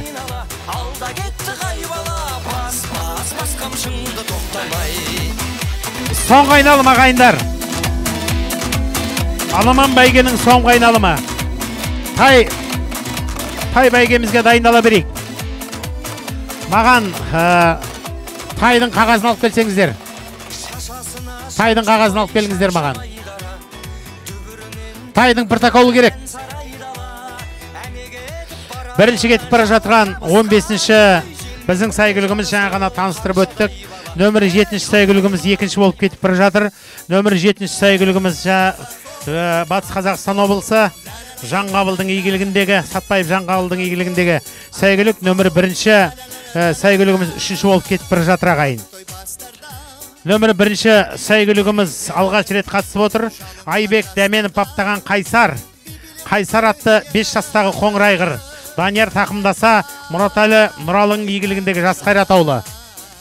Нөмірі 2-ші 4-ші орында, нөмірі 5-ші 10-ші орында. Тай бәйге дайындала береміз. Төрешілер тай бәйгені дайындап қойыңыздар маған. Да, сонымен Аламан бәйгеміздің соңғы айналымы. Шап қазақ.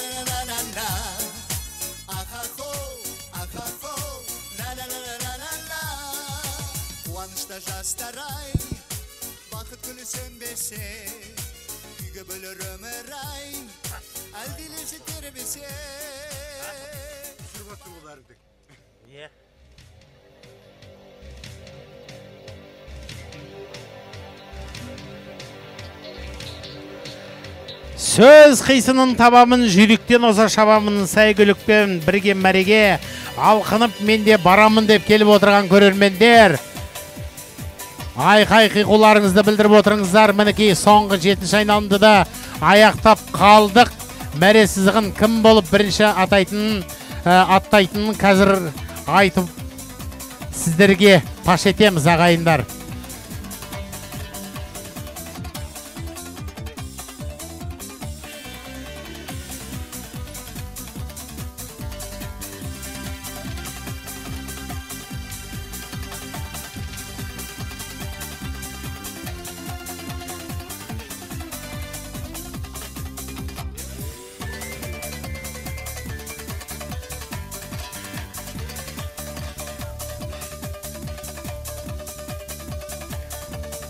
Кәдігей кім бірінші аттайды? Ал қошемет қайда, айқай қайда қайын? Мінекей Аламан бәйгенің чемпионы 15-ші нөмірлі сәйгүлігімізге қошеметтеріңіз ағайындар. Аламан бәйгенің сәйгүлігіне Аламан бәйге бірінші болып келген Ақмоншаққа, Тұрақбай Мүслімге, Ақтөбе облысы Бесқоспа ауылына және Әбдімәлік тақымдаған Сәйгүлікке бір қошеметтеп қол соғып қойыңыздар. Мәре сызығын бірінші болып аттады. Екінші болып кім аттайтын қазір анықтаймыз.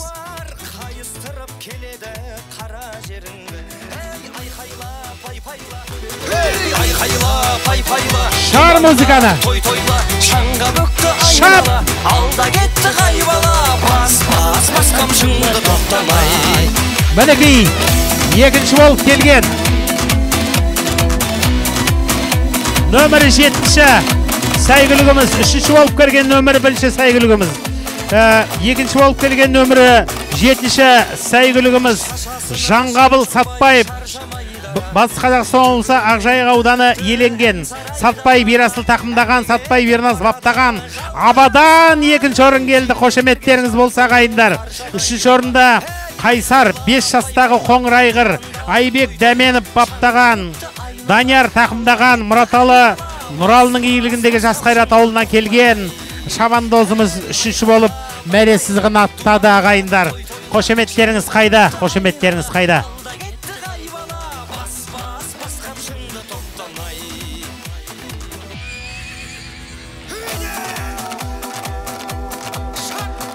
Қолдасын Аллам талабын атқа шапқан баланың деп, атқа шапқан баланың талабын қолдап отырайық ағайындар.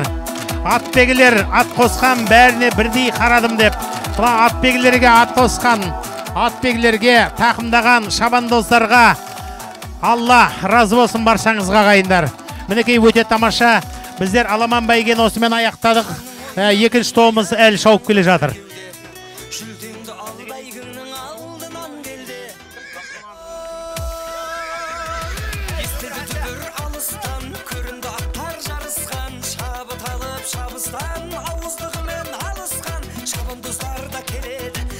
Жатып жабысқан, тақымдап түрлі тұлпардан тізгінге қолы қарысқан, бірін-бірі бағысқан, үзеңгілерін қағысқан, жаңғырып жаны намыстан, жан күйерімен қауышқан, арғыма қаттан бар ма, айналма жолды тауысқан, қиқуландар қалың жұрт, туа қалсын тұлпарлар, айғайлаған дауыстан, айда бала. 5-ші нөмір келе жатқан Көкбастау 4 жаста Исағалиев Манас баптаған, Мұханғалиев Арсен тақымдаған. Исағалиев Манас Батыс Қазақстан облысы Талқала ауданы Мерей ауылы Көкбастау алғаш рет қатысып отыр. Бір қошеметтеп қол соғып қойыңыздар ағайын туыстар, бауырлар. Арттыра білетін үлкен шабысы бар, тауып жүрген табысы бар. Шабандоздар мен бапкерлерге Алла разы болсын ағайындар. Нөмірі 5-ші тұлпарымызға Көкбастауға 4 жастағы Айғырға тақымдаған Мұханғалиев Арсенге бір қошеметтеп қол соғып қойыңыздар. Батыс Қазақстан облысы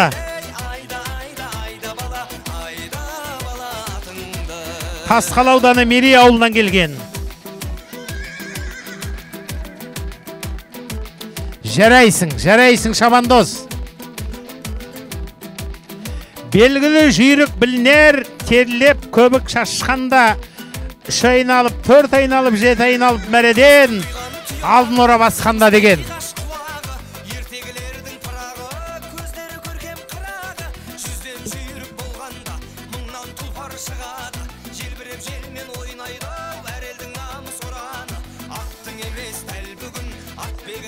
Тай жиналамыз, тай. Бәйгеміз жалғастырамыз, тай жиналамыз. Қазақстан Республикасының тәуелсіздігінің 30 жылдығына орай ұйымдастырылған бүгінгі үлкен додамыздың тай бәйгесі 6 шақырым тұрады. 6 шақырым 2 айналым. 5-ші келген 24-ші нөміріміз. 34 мынау кетіп батқан. 34-ші нөмірлі біздің сәйгүлігіміз 5-ші келді. Сәрсенғалиев Әбіл Мәжін Жангелден ауылы иеленген Жолдасқалиев Баубек тақымдаған Жиренқасқа ат 9 жаста. Сәрсенғалиев Әбіл Мәжін баптаған нөмірі 34-ші Жиренқасқамыз 5-ші келді.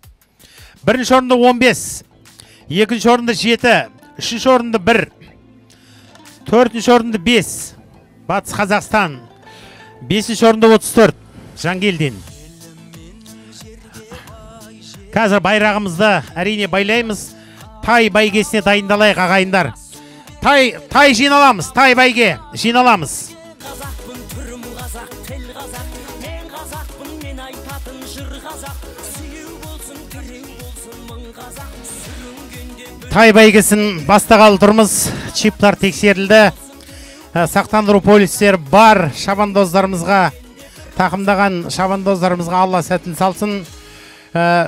Бірінші 7-ші нөмірді ортаға шақырайық. 7-ші нөмір Ханторы Қараторы Тай Досымбаев Сағындық бапкері Қойшығалиев Рақат тақымдаса, Досымбаев Сағындықтың елігіндегі Сағыз ауылынан келген 7-ші нөмірлі сәйгүлігімізді мінеки өткіземіз.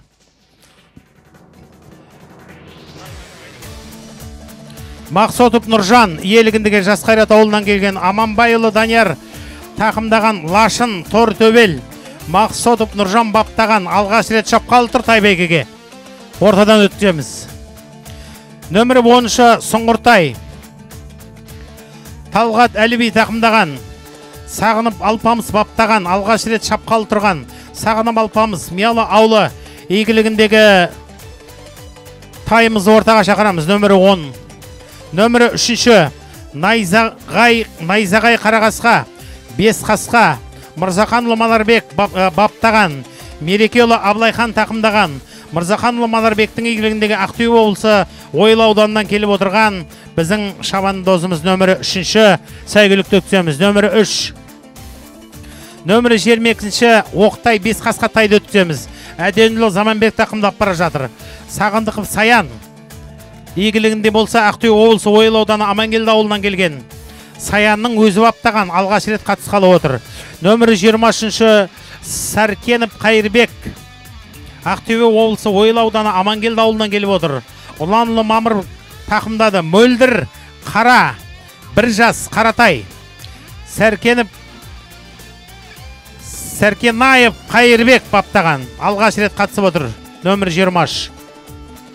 Нөмірі 4-ші Атырау қаласында ұйымдастырылған 21-ші жылдың апрелінде ұйымдастырылған Ақсай Атшабардағы бәйгеден жүлдері орын алған. Нөмірі 4-ші біздің тайымыз ортаға шақырайық. Ақжайық бір жаста Жиренқасқа Емранов Мирас Орал қаласы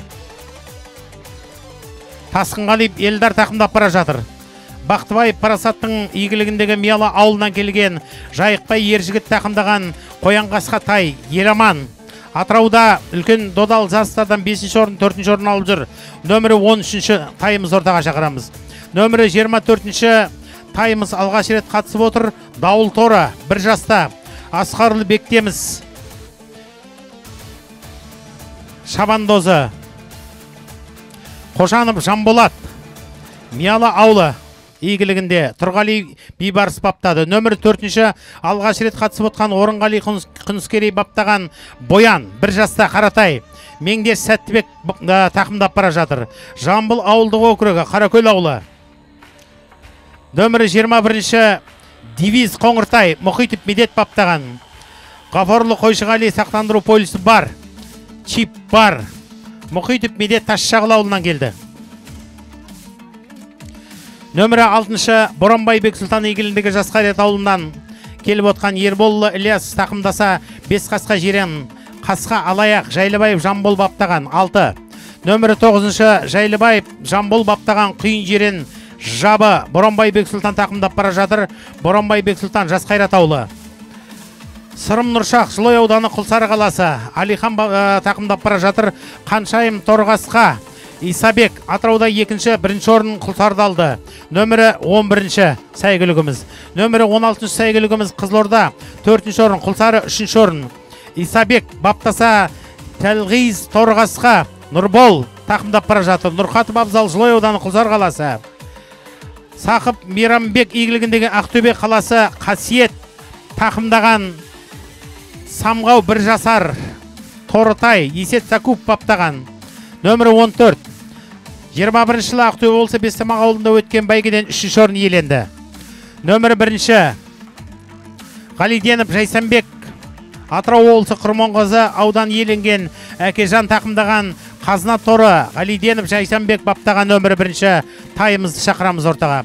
Нөмірі 27 Ақтөбе облысы Бөгетсайда өткен бәйгеден 1-ші орын алған нөмірі 27-ші Сөликонов Ғалымжан баптаған Айшақ тай торы. Сөликонов Ғалымжан тақымдап бара жатыр. Сөликонов Руслан Ақтөбе облысы Қобда ауданынан келді. Бекенов Әміржан игіліндегі Орал қаласынан келген Бекенов Алихан тақымдаған Найзағай торы Керейіп Әли баптаған 19-ші нөмірді ортаға шақырамыз. 20-ші нөмірді ортаға шақырамыз. Керейіп Әли баптаған Сарғалдақ Сары Қалқамжай Мәди тақымдаған Бекенов Әміржан Орал қаласы. Нөмірі 12-ші Шоқпортағай бәйгеден 4-ші орын алған Қожақ Олжас баптаған Шоқпар Қаратай Аманқұлов Нұралы тақымдап бара жатыр. Төлепов Ринаттың игілігінде Жылой ауданы Шоқпортағай ауылынан келді. Нөмірі 18-ші Есжан Нұртас баптаған Тайторы Торы Төбел Есболат Рысбек тақымдап бара жатыр. Сейсенов Ақниеттің игілігінде Сағыз ауданы ауылы. Сағыз ауылы. Табылды Дамир Мұқыр ауылы. Дамир тақымдап бара жатыр. Қасиет Жиренғасқа Табылды Дамир 21. Нөмірі 15-ші Өтенов Бекбол Жапырақ Әбдімәлік тақымдап бара жатыр. Өтенов Бекбол Исатай ауданы Хамид Ерғали ауылы. Қозбағаров Жамбыл Ақтөбе облысы Хромтау қаласы. Бемағамбет Нұралы тақымдап бара жатыр. Сұңқар Бекмағамбет Нұрпейіс. Нөмір салынбағандарды маған нөмір салып беріңдер. Нөмір салынбағандар. Жолдасқали Баубек тақымдаған Қарагер Қаратөбел нөмірі 5-ші. Сәрсенғали Бейбіттің игілігінде Жангелден ауылы. Қанағат тақымдаған Найман Жиренғасқа 17-ші нөмірлі Әзім Болат Қонстанау ауылы.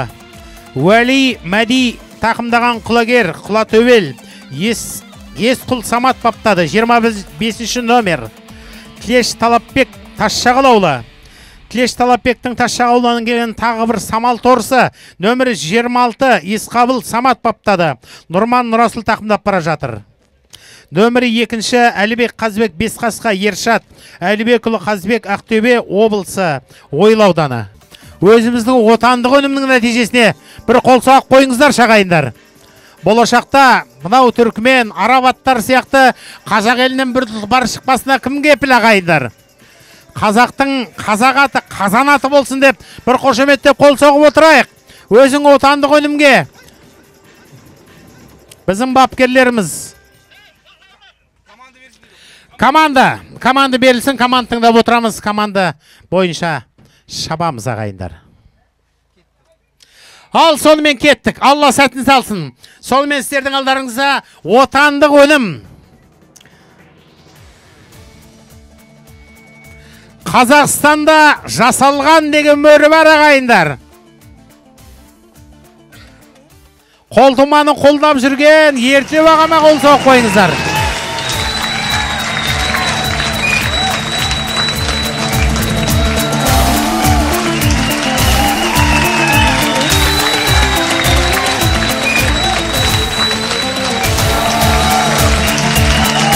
Ал кеттік. 4-ші нөмір бірінші бастап барады. Не бар 2 айналым, 6 шақырым. Біздің отандық өнімді қолдап отырайық.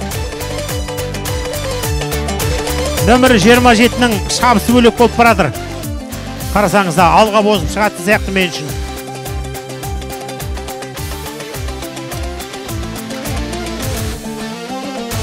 Сәйгүліктерімізді асылдандыру жобасында атсалысқан азаматтарға үлкен алғыс білдіреміз ағайындар.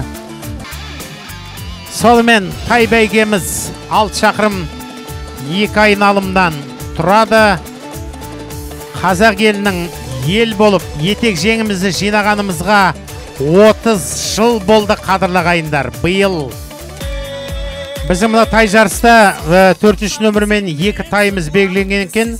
Ол 1-ші Қызыл Тасқынғалиев Елдар тақымдап бара жатыр. Ақжайық Жиренғасқа Орал қаласынан келген.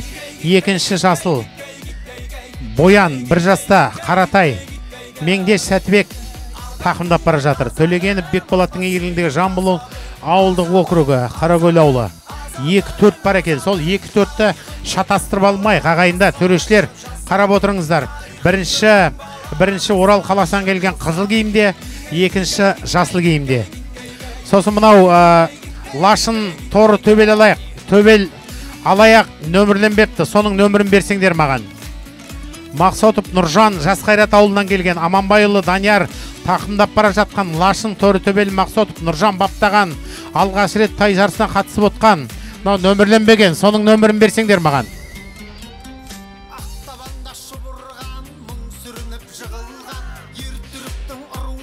Бес қасқа жирен, қос қасқа алаяқ Жайлыбаев Жанбол баптаған алғаш рет тай жарысына қатысып отқан Ерболлы Ильяс тақымдаған Боронбай Бексұлтан Жас Қайрат ауылы. Нөмірленбегенсіңдер, нөмірлеріңді беріп отырсаңыздар.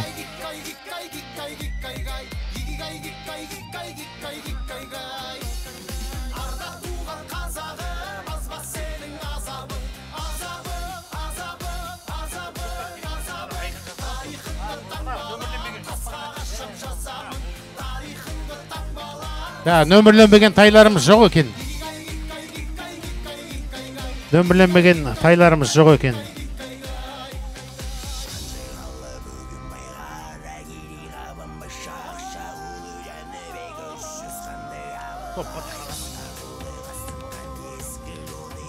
Атпен бірге бітқана бірге жарысып атыр ағайын. Міне, бірінші айналымды аяқтап жатырмыз.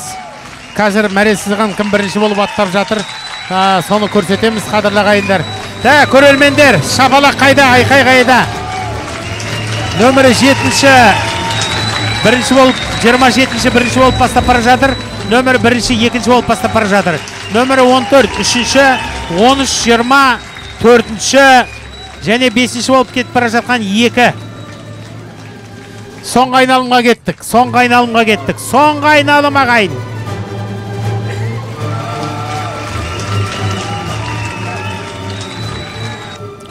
Бірінші болып кетіп бара жатқан нөмірі 27-ші.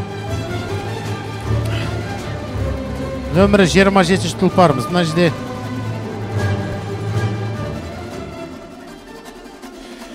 Ақтөбе облысынан Бөгетсайда өткен бәйгеден бірінші орында келген нөмірі 27-ші. Нөмірі Сөлекжанов Ғалымжан баптаған Айшақ Тайторы Сөлеканов Ғалымжан тақымдап бара жатыр. Сөлеканов Руслан Ақтөбе облысы Қобда ауданы игілігіндегі тай. Екінші орып кетіп бара жатқан нөмірі 1-ші Ғалиденов Жайсанбек баптаған Қазына торы Әкежан тақымдап бара жатыр. Ғалиденов Жайсанбек Атырау облысы Құрманғазы ауданы. Нөмірі 3-ші болып кетіп бара жатқан тағы да 1-ші нөмір.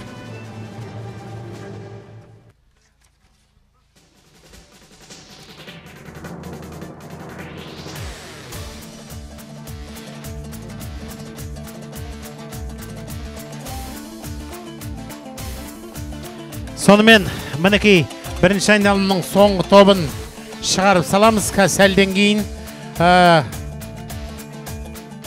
40-қа жақын тайымыз қатысып жатыр деп естідім мен осы. 40-қа жақын тай қатысып жатыр. Бұл біздің үлкен жетістігіміз, біздің отандық өнімнің жетістігі. 40-қа жақын тай қатысып жатыр. Біз қолтумамызды қолдап атқан азаматтардың мынау нәтижесі, беріп атқан игілігі халыққа көрсетіп жатыр. Қадірлі құрметті ағайындар. Соның өзі бізді қуандырады. Ел болам десең бесігіңді түзетіп айтқан. Осындай ұлттық спортымызды, мәдениетімізді, өнерімізді дамытсақ, біз елге, әлемге таныламыз ағайындар. Бала құлап қалған тай Миялға қарай дара кетіп бара жатыр шауып. Бала құлап қалған тай. Нөмірін айтыңдаршы маған. Бала құлап қалған тай Миялға қарай өз шауып бара жатыр.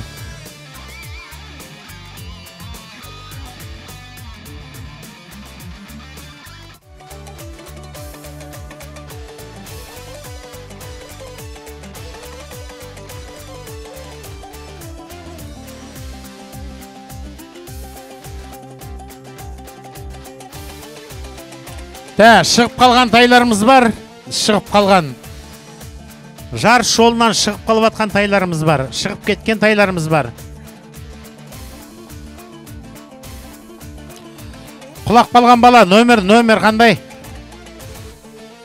15-ші номер. 15-ші номер.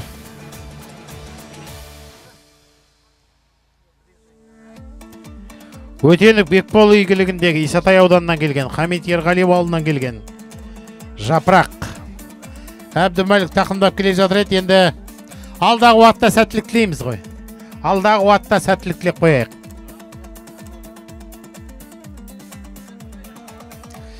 Так, келе жатыр.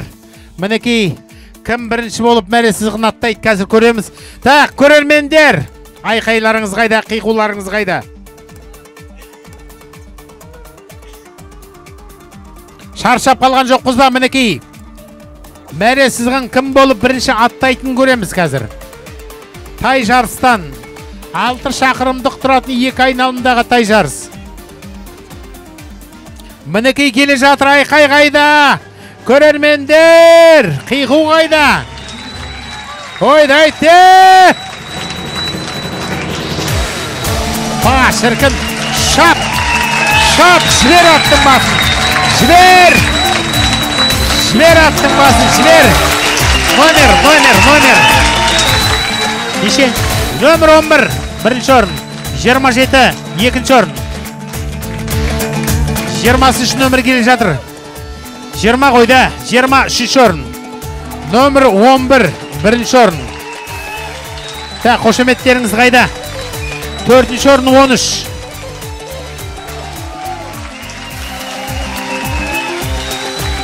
Номері 11-ші біздің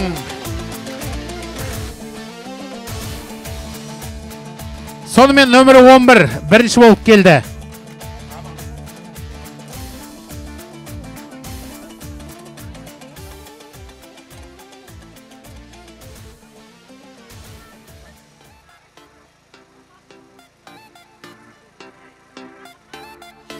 Та, номер 7-ші де мәре сызығын аттады, қадірлі ағайындар.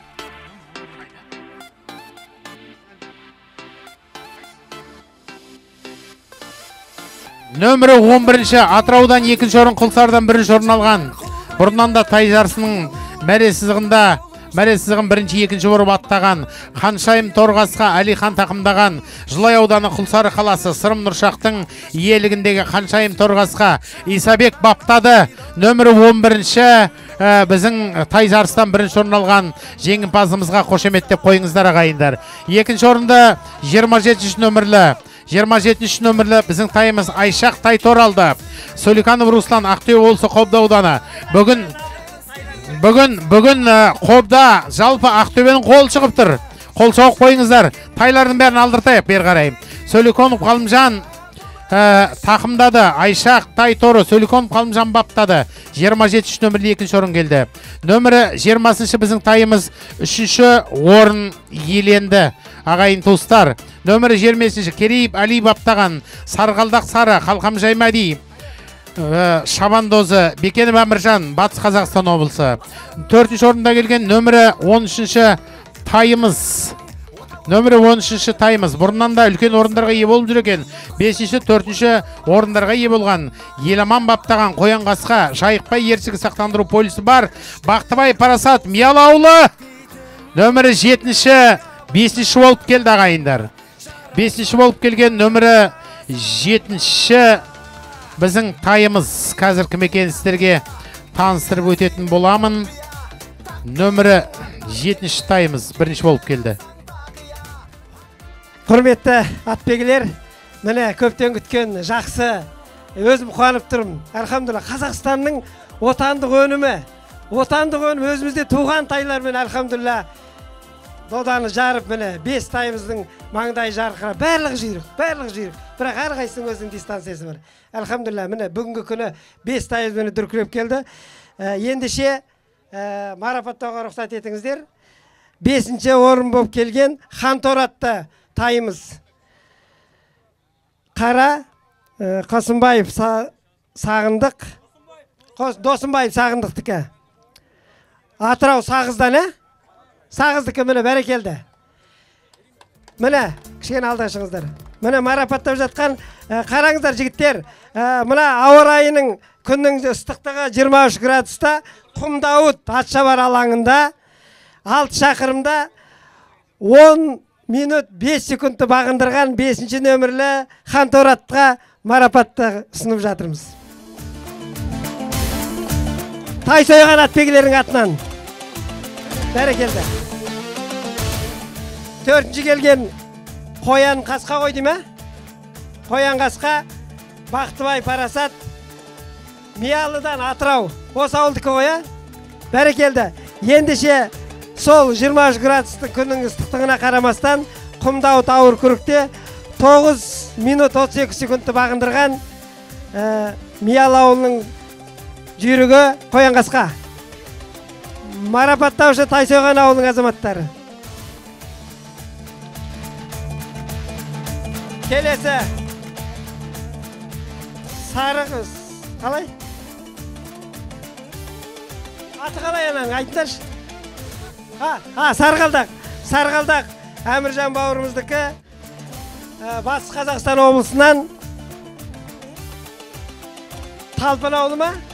Талпын ауылынан 3-ші орын келген, жаңағындай тура күннің ыстықтығына қарамастан 9 минут 26 секундты бағындырған Сарғалдақ атты сәйгүлік. Міне.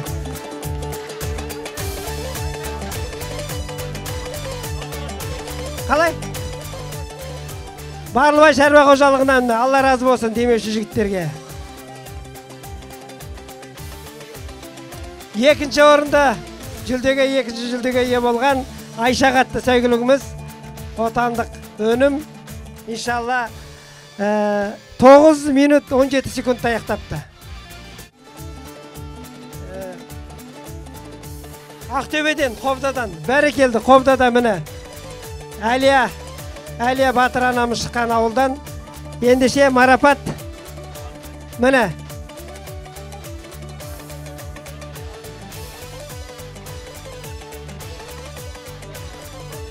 Бәрекелді.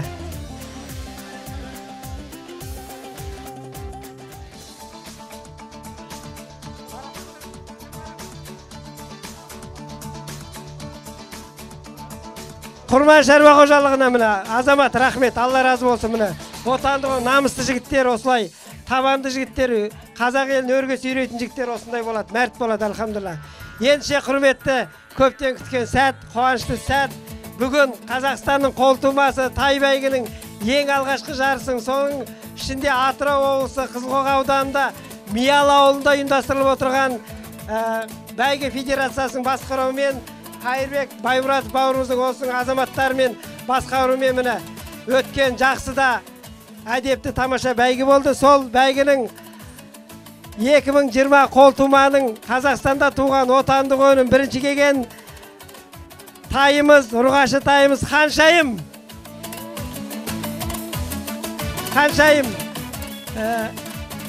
Ханшайым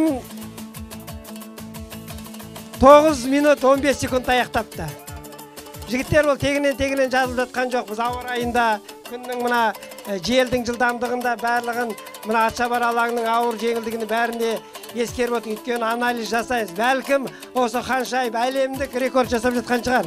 Бірақ қазақша бірінші келді дей саламыз болды. Бірақ бұлардың иншалла деңгейін көтеріп, Қазақ Golden State деген қазақтың алтын аты деген мағына береді. Яғни қазақтың осындай қолтумаларын алхамдулилlah әлемдік алтын деңгейге көтерсек пе деген ойымыздар. Бәріміз бірге болды. Ендеше бірінші жаңағы мұтып бара жатыр екенбіз ғой. Бірінші тайымызға иншалла мына кубок бар. Қайреке. Медаль бар. Жабу қайда? Бекш.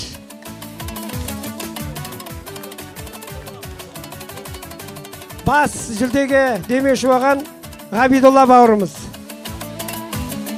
Жабу қайда жабу? Иә. Балам түс. Міне бірінші орынның мына шабандозғандан кигізіңіздер.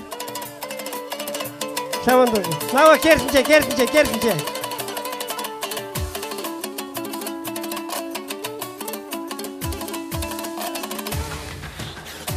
Міне қолтуманың мәртебесін осылай әрқашанда көтерін. Бұл қолтуманың әрқашанда бәйгілері ерекше, басқа бәйгілерден артық болу керек жігіттер.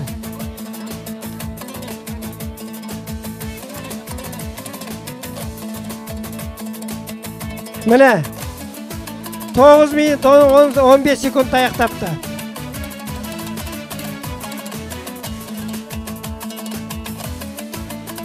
Бәрекелді. Енді тайға тағы да екінші орны кубогы бар. Екінші орын кубогы. Екінші орын тайғайда бала. Міне қабара қош. Екінші орны қайда иесі. Екінші орын міне келе қош міне. Міне кубогың анжерде. Қолтуманың ана медалін балаға жайыңдаршы. Балаға жақын салшы. Міне бәрекелді. Және де үшінші орынның. Мына ішінен қағаз салып. Айдың дипломын шығарасыз. Кетпесін. Кім? Жа бірінші тай кетпеш, алысқа кетпе бергел. Айдың шу.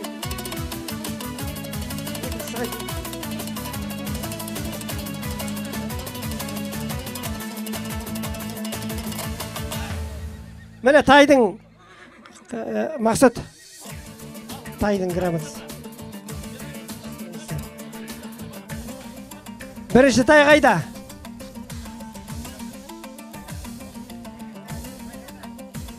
Андаға осы бай. Үшінші тай қайда? Үшінші тай. Әміржан. Мынау сенің марапатың бірінші орындық. Шықой. Үшінші орын Әміржан. Міне қайреке. Әміржан. Міне кубогыңды ал, мынау үшінші дәрежедегі.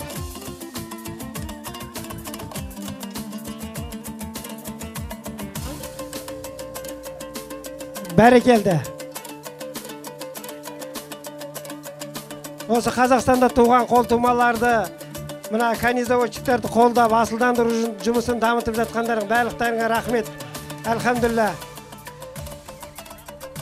Қызылқоға ауданының жігіттеріне, Атырау бәйге федерациясының жігіттеріне, соны басқарып жүрген Қайырбек Байбұратов барымызға осындай қыруар жұмысты жасаған, шығынын аямаған жомарт азаматтарға барлықтарыңызға рахмет. Сонау алыстан келген Сейітжан бауырымызға да рахмет.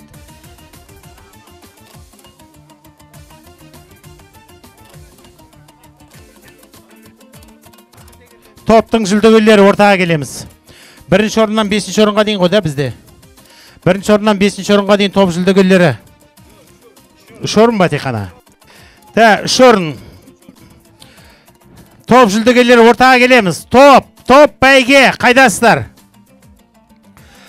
Атырау облыстық бәйге федерациясының ұйымдастыруымен Атырау арғымақтар атты бәйге түрлерінен өткен сайыста топ бәйгеде 3-ші дәрежелі орын алған Сөлекханов Ғалымжан марапатталады. Қайда екен? Шабандозымен ортаға шақырамыз. Федерация президенті Қайырбек мырзаға тапсырайық. Өзі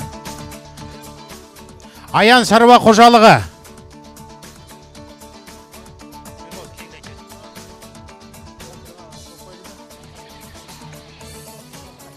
Ал енді құрметті мына бүгінгі аламан бәйге жалпы мына керемет мынандай бәйгенің көрермендері.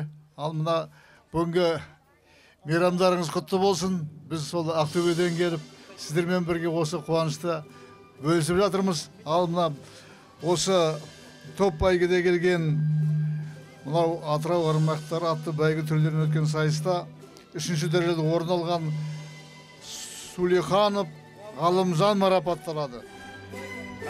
Аян қожалығы атынан. Аян шаруа қожалығының басшысының атынан мінекей өз қолымен ұсынып жатыр ағайын. Өз қолымен ұсынып жатыр. Ал суретке түсейік, бүгінгі күн ертеңгі тарих дейді ғой ағайындар.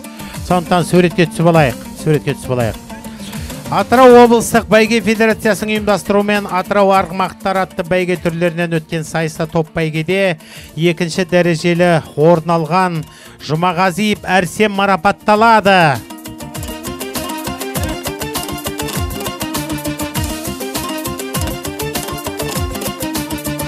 Қайырбек федерация президенті және 200 мың теңге сыйлықпен біздің демеушімізге сөз кезегін береміз. Ал енді мынау құрметті атсүйер қауым, болып жатқан дүбірлі той жақсы өз дәрежесінде өтті. Ал мынау бақшауыма дейді. Алдағы күндеріміздегі жақсылық болсын, осындай дүбірлі тойлар бола берсін. Мынау негізгі жасалып жатқан тұжырымдама осы өзіміздің қазағымыздың, еліміздің қазанатын шығару негізгі мақсат. Мынау жастарымызды, жас балдарды тәрбиелеп жатқан мынау Атырау облыстық федерациясы Қайырбек ағамызға мың алғыс айтамыз. Осындай шараны ұйымдастырып жатқан үлкен еңбек, оған атсалысып жатқан, демеуші болып жатқан барша азаматтарға осы облыстың, Атырау облысының, Ақтөбе облысының, Орал облысының Батыс Қазақстан жігіттеріне мың алғыс. Алла тағала тек күндерімізді жақсы қылсын, ел аман жұрт тыныш болсын. Алып жатқан орныңыз құтты болсын. Мінекей, демеушіміздің өз қолынан тапсырып жатыр. 200 мың теңге ақшалай сыйлығы бар. Суретке түсеміз. Бізде түсіріп атсыңдар ғой, біз бірге түсіп атырып қойдыр. Қалып қоймай қалың отырғандар.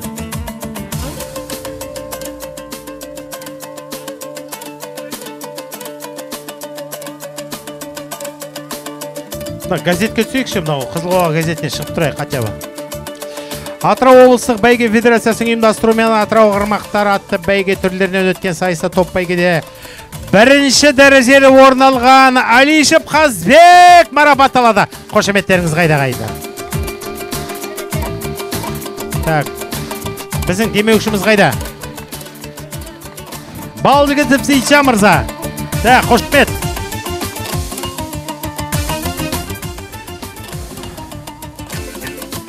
$400 мың теңге. 400 мың теңге.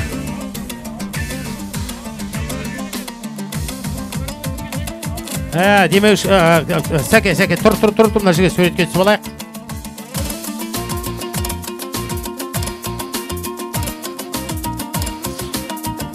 Суретке түсіп алайық.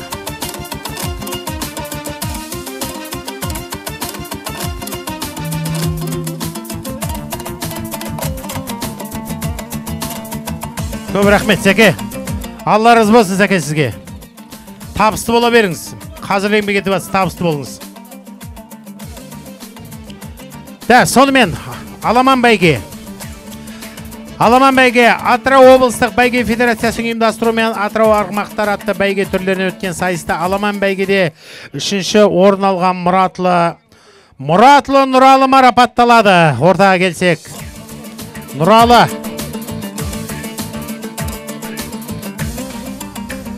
Құтты болсын ал. Кел ортаға. Демеушіміз қайда?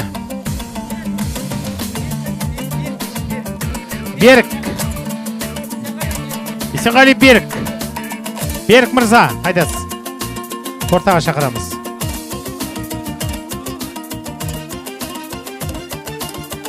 Ақтөбе облысы Алихан жеке шаруашылық қожалығы Бекболат.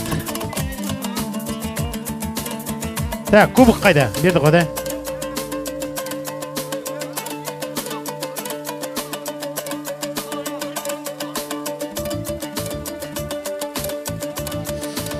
Қошемет шабандозымызға тақымдаған біздің ұлымызға бір қошемет білдіріп қояқ.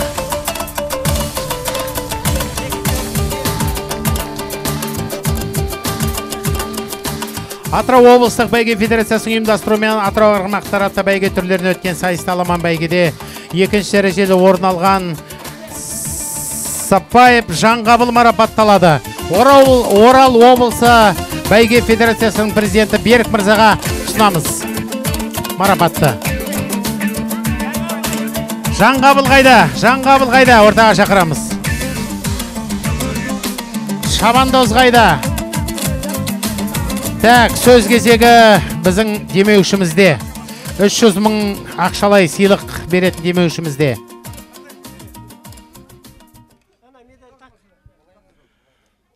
Ал аттарың бәйгілі болсын, енді мынау Шайдар шаруа қожалығының атынан енді.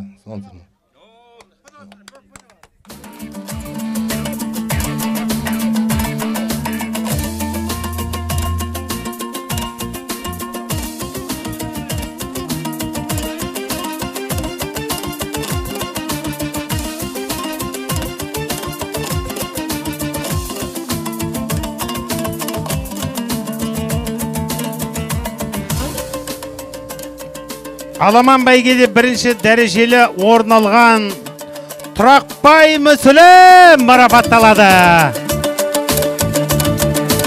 Ақтөбе! Ақтөбе қайда, Ақтөбе?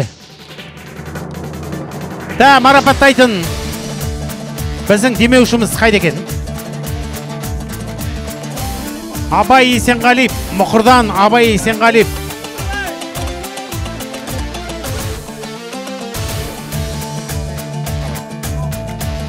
$500 мың сыйлық, 500 мың сыйлық.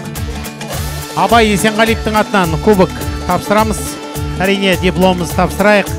Қадірлі құрметті көрермендер, аттегілер, бәріңізге үлкен алғысымызды білдіреміз.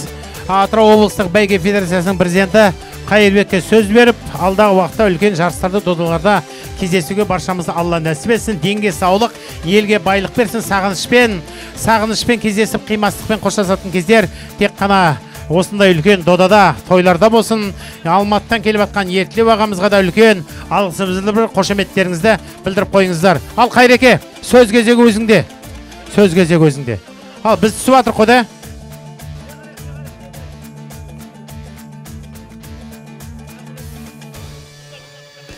Тездетіп түсірек. Тездетіп түсірек. Ата карандашпен салатын уақыт болды уже.